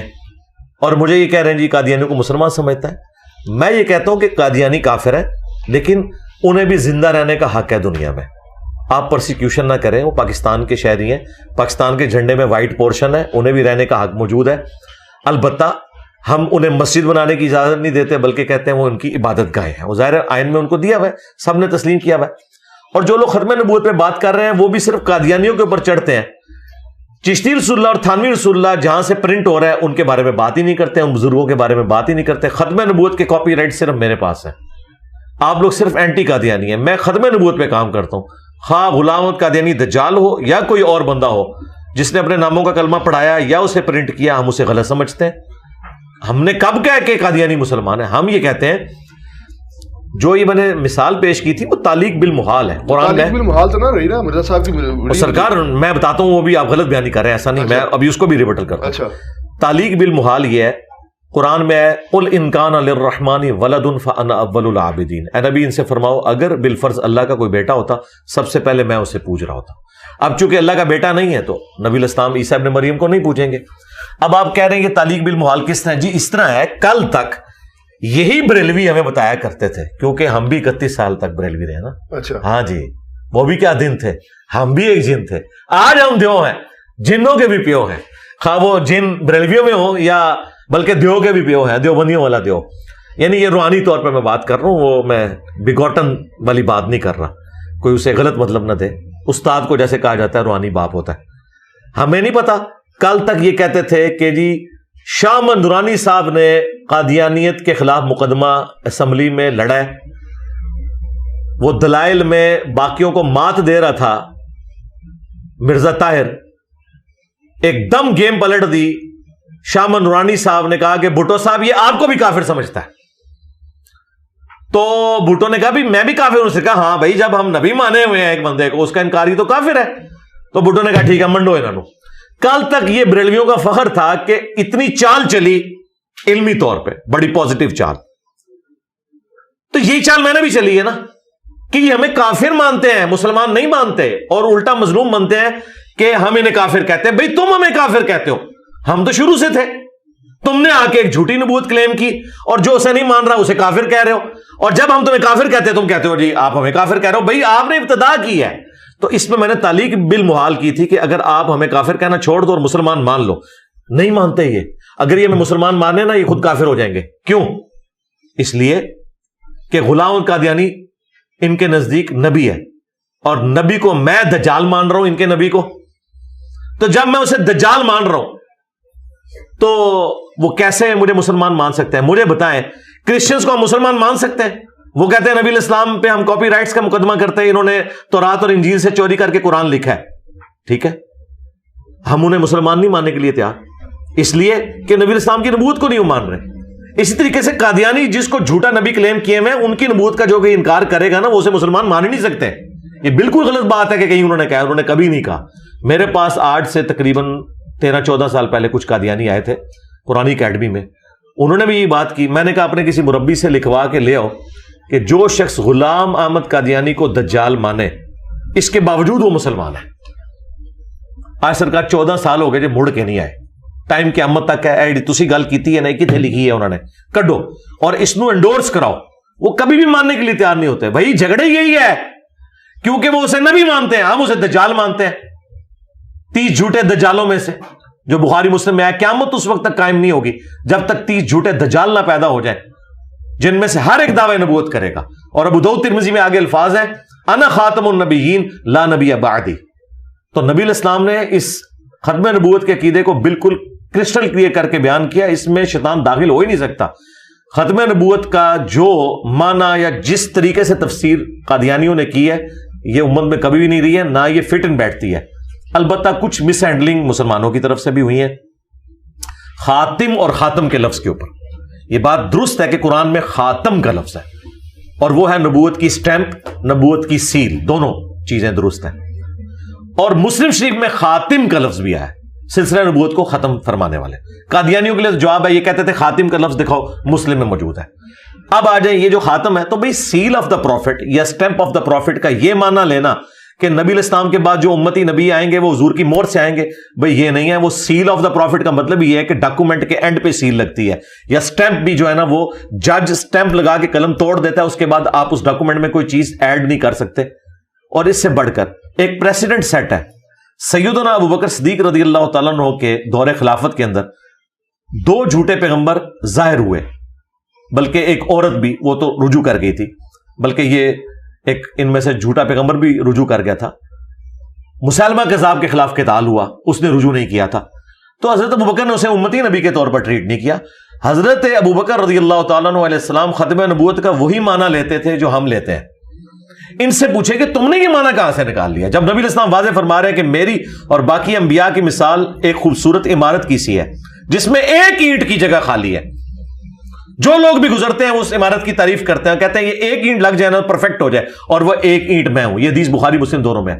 اور اس سے بھی بڑھ کر جو میں نے ایک حدیث ریویل کی ہے، پہلے سے موجود تھی لیکن کسی کا دھیان نہیں گیا اس طرف، کہ بخاری مسلم دونوں میں حدیث ہے علی کی میرے ساتھ وہی نسبت ہے جو ہارون کی موسیٰ کے ساتھ، مگر میرے بعد کوئی نبی نہیں. بھائی اگر مولا علی علیہ السلام امتی نبی نہیں بن سکے تو غلام احمد قادیانی دجال تھے، شاہی کوئی نہیں. غلام احمد قادیانی دجال بھی کبھی یہ جرت نہیں کرے گا کہ میری دین اسلام کے لیے کنٹریبیوشن مولا علی سے بھی زیادہ ہے، کرے گا. تو کہاں سے امتی نبی بن گیا جب مولا علی امتی نبی نہیں ہے؟ اور جب حضور ان کو ہارون کی طرح اپنے ساتھ رکھ رہے ہیں جس طرح موسیٰ اور ہارون تھے، موسیٰ اور ہارون دونوں پیغمبر تھے، حضور کہہ رہے ہیں وہی نسبت ہے مگر میرے بعد کوئی نبی نہیں ہے. انہوں نے آدھی حدیث بخاری سے لی کہ جی نبی علیہ السلام کے بیٹے ابراہیم کے بارے میں عبداللہ ابن ابی اوفا کہتے ہیں کہ اگر ابراہیم جوان ہوتا تو یہ نبی ہوتا. وہ کہتے ہیں نبوت جاری ہے. اور بھائی پوری حدیث پڑھو، اس میں آگے الفاظ ہیں کہ چونکہ نبی علیہ السلام خاتم النبیین ہے اس لیے اللہ تعالیٰ نے حضور کا کوئی اپنا بیٹا جوان نہیں ہونے دیا، ورنہ یہ اللہ تعالیٰ کا تقاضا تھا نا کہ ابراہیم کا بیٹا پیغمبر ہے تو محمد کا بیٹا بھی پیغمبر ہوتا. چونکہ آپ خاتم النبیین ہے اس لیے نبی اسلام کا بیٹا شیر خارگی کی عمر میں فوت ہو گیا. ابراہیم بن محمد جو ماریہ قبطیہ سے پیدا ہوئے تھے، بقیہ غرقد میں ان کی قبر ہے، میں حاضر بھی ہوں کئی دفعہ ان کی قبر کے اوپر. ان کو امام بخاری نے ابراہیم علیہ السلام لکھا ہے صحیح بخاری میں، ظاہر نبی علیہ السلام کے بیٹے ہیں. تو وہ حدیث تو ختم نبوت کی حفاظت کر رہی تھی. ما کان محمد ابا احد من رجالکم ولکن رسول اللہ و خاتم النبیین. محمد تم مردوں میں سے کسی کے باپ نہیں ہے بلکہ وہ تو اللہ کے رسول اور خاتم النبیین ہے. بھائی اس کا اس سے کیا رشتہ ہے؟ وہ تو ایک بات ہو رہی تھی زید ابن حارثہ کی کہ اسے لوگ زید ابن محمد کہتے تھے، قرآن میں آیا کہ منہ بولا رشتہ کوئی نہیں ہے. اس کا ختم نبوت سے تعلق کیسے بن گیا؟ وہ اس طرح بنا کہ اگر ابراہیم کا بیٹا اسحاق اور اسماعیل پیغمبر تھے تو رسول اللہ کا بیٹا بھی پیغمبر ہونا چاہیے تھا. تو اللہ تعالیٰ نے کہا کہ نبی علیہ السلام تو اپنے کسی بیٹے کو نہیں دیکھیں گے کہ جوانی کی عمر میں پہنچے کہ چہ جائے کہ تم زید ابن حارثہ کو کہہ رہے ہو. کیوں؟ وَلَٰكِن رسول اللہ و خاتم النبیین، چونکہ وہ خاتم النبیین ہے اس لیے ان کا کوئی بیٹا جوانی کی عمر کو نہیں پہنچے گا. یہ فٹ ان بیٹھتا ہے بخاری میں جس طرح عبداللہ ابن ابی اوفا نے اس کی تفسیر بیان کی ہے. تو ختم نبوت پہ میری اتنی ویڈیوز ہیں الحمدللہ. میں آپ کے کیمرے کی وساطت سے بتاؤں یہ سارے لوگ چندے کھا رہے ہیں عالمی مجلس ختم نبوت، کیونکہ وہ تھانوی رسول اللہ پہ نہیں بولتی، یہاں پہ طریق لبیک چشتی رسول اللہ پہ نہیں بولتی، نہ دیوبندی نہ بریلوی، دونوں میں نے جماعتوں کے نام لے لیے. ہماری دعوت سے الحمدللہ درجنوں قادیانیوں نے اسلام قبول کیا. صرف میں نے چندہ نہیں اکٹھا کرنا ہوتا اور نہ کوئی پبلسٹی کرنا چاہتا ہوں، ورنہ میں بھی کیمرے میں لا کے یہ کرتا. مجھے کسی سے کوئی انڈورس کروانے کی ضرورت نہیں ہے. سب سے پریکٹیکل ثبوت یہ ہے کہ مجھے بتائیں خادم رضوی کی ایک ویڈیو جس میں اس نے علمی رد کیا ہو قادیانیوں کا. اسی طریقے سے سعد رضوی کی ایک ویڈیو، یہ صرف دھرنے دینے کے لیے، علمی رد کوئی نہیں انہوں نے کرنا. علمی رد تو میں کر رہا ہوں، اور الٹا میرے نام میں مرزا ہے تو انہوں نے مجھے قادیانی کہا. تو پھر میں نے دیکھے ان کی منجی ٹھوکی ہے چشتی رسول اللہ نکال کے، اب ان کی چیخیں نکل رہی ہیں. چشتی رسول اللہ کا ہمارا بنیادی عقیدہ کہتے ہیں. میں جی بنیادی عقیدہ. پیر کا گھرانے میں پیدا ہوا ہوں، چشتیوں سے بھی ملا ہوں ہمیشہ. بچپن سے میں 12 سال کا تھا جب گدی پہ بیٹھا، تو میں نے کبھی آپ کے منہ سے سنا، میں نے کبھی کسی کے منہ سے نہیں سنا. اچھا میرے سننے کے بعد جب آپ نے پوچھا ان سے جا کے کہ چشتی رسول اللہ کے حق میں تم لوگوں نے مناظرے کیوں کیے تھے، تو انہوں نے کیا جواب دیا؟ آپ کا وہ چھوٹو مولوی جو لاہور والا ہے وہ تو سبحان اللہ پڑھ رہا ہے چشتی رسول اللہ کے دفاع میں. تو آپ کو اگر نہیں پتا چلا یار، آپ کو تو یہ بھی نہیں پتا تھا کہ عبد القادر جیلانی رفع الیدین کرتے تھے. ہم نے بتایا کہ بخاری مسلم میں بھی رفع الیدین کے ساتھ نماز کا طریقہ ہے. اور اس سے بڑی بات چلے چھوڑ دیں، آپ کو یہ پتا تھا کہ قادیانی رفع الیدین نہیں کرتے؟ آپ کو بتایا گیا تھا قادیانی جو ہے وہابیوں والی نماز پڑھتے ہیں. میں نے تو یہ بھی پول کھول دیا کہ قادیانی تو انفی ہیں، قادیانی بغیر رفع الیدین کے نماز پڑھتے ہیں. جو رفع الیدین شروع کرے وہ قادیانی ہو ہی نہیں سکتا. تمہاری نماز قادیانی والی نماز ہے، ہماری نماز بخاری مسلم میں جو موجود ہے نبی الاسلام کے طریقے کے اوپر ہے. تو انہوں نے دسیا گیا تو میرا کیا قصور ہے بھائی؟ چشتی اچھا چلو چشتی رسول چھوڑو، تانوی رسول اللہ کا دفاع تو کرتے ہیں نا دیوبندی؟ جی تقریباً کرتے ہیں نا، ہلکا پھلکا نہیں، بڑا موٹا تازہ کرتے ہیں. ویڈیو آپ مانتے ہیں ان کی وہ بات ٹھیک؟ اس میں بیداری بھی آیا، اس میں ہے کہ بیداری میں بھی پڑا، بیداری میں کہا کوئی. اگر کروڑوں بریلوی کروڑوں دیوبندیوں کو تھانوی رسول اللہ کے اوپر بات کر رہے ہیں تو مجھے اجازت نہیں کہ میں چشتی رسول اللہ کے اوپر بات کروں. آپ لوگ نکل جانا یا کہیں کہ ہاں انجینئر کے کہنے کے بعد ہم اسے بنیادی عقیدہ، میں اس لیے کہہ رہا ہوں کہ آپ نے دفاع کیا ہے. جب کوئی دفاع کرتا ہے نا وہ اس کا بنیادی عقیدہ. اچھا پھر مجھے بتائیں، آپ لوگ پچھلے 100 سال سے تھانوی رسول اللہ پہ کیوں لکیر پیٹ رہے ہیں؟ مفتی احمد خان نعیمی نے بھی لکھا ہے جال حق کے اندر، ہر جگہ کہتے ہیں کہ ان کے ابے نے کلمہ پڑھایا تھا اور یہ ان کا عقیدہ ہے. تو آپ لوگ لکیر کیوں پیٹ رہے ہیں؟ اس لیے پیٹ رہے ہیں کہ آپ کو پتا ہے کہ ختم نبوت پہ ڈاکہ ہے. تو سرکار اب کھرا آپ کے گھر بھی نکل آیا چور کا. تو اب آپ کے عشق رسول کا امتحان ہے کہ آپ کہہ دیں. اور میں آپ کو اگلی بات ہوں، پیر میل شاہ صاحب تو مطلب غیر عالم تو نہیں تھے نا، انہوں نے تحقیق الحق فی کلمت الحق کے اندر چشتی رسول اللہ کا دفاع کیا شتیہات کے نام پہ، کیونکہ غلام احمد قادیانی دجال نے اس کو پیش کیا تھا.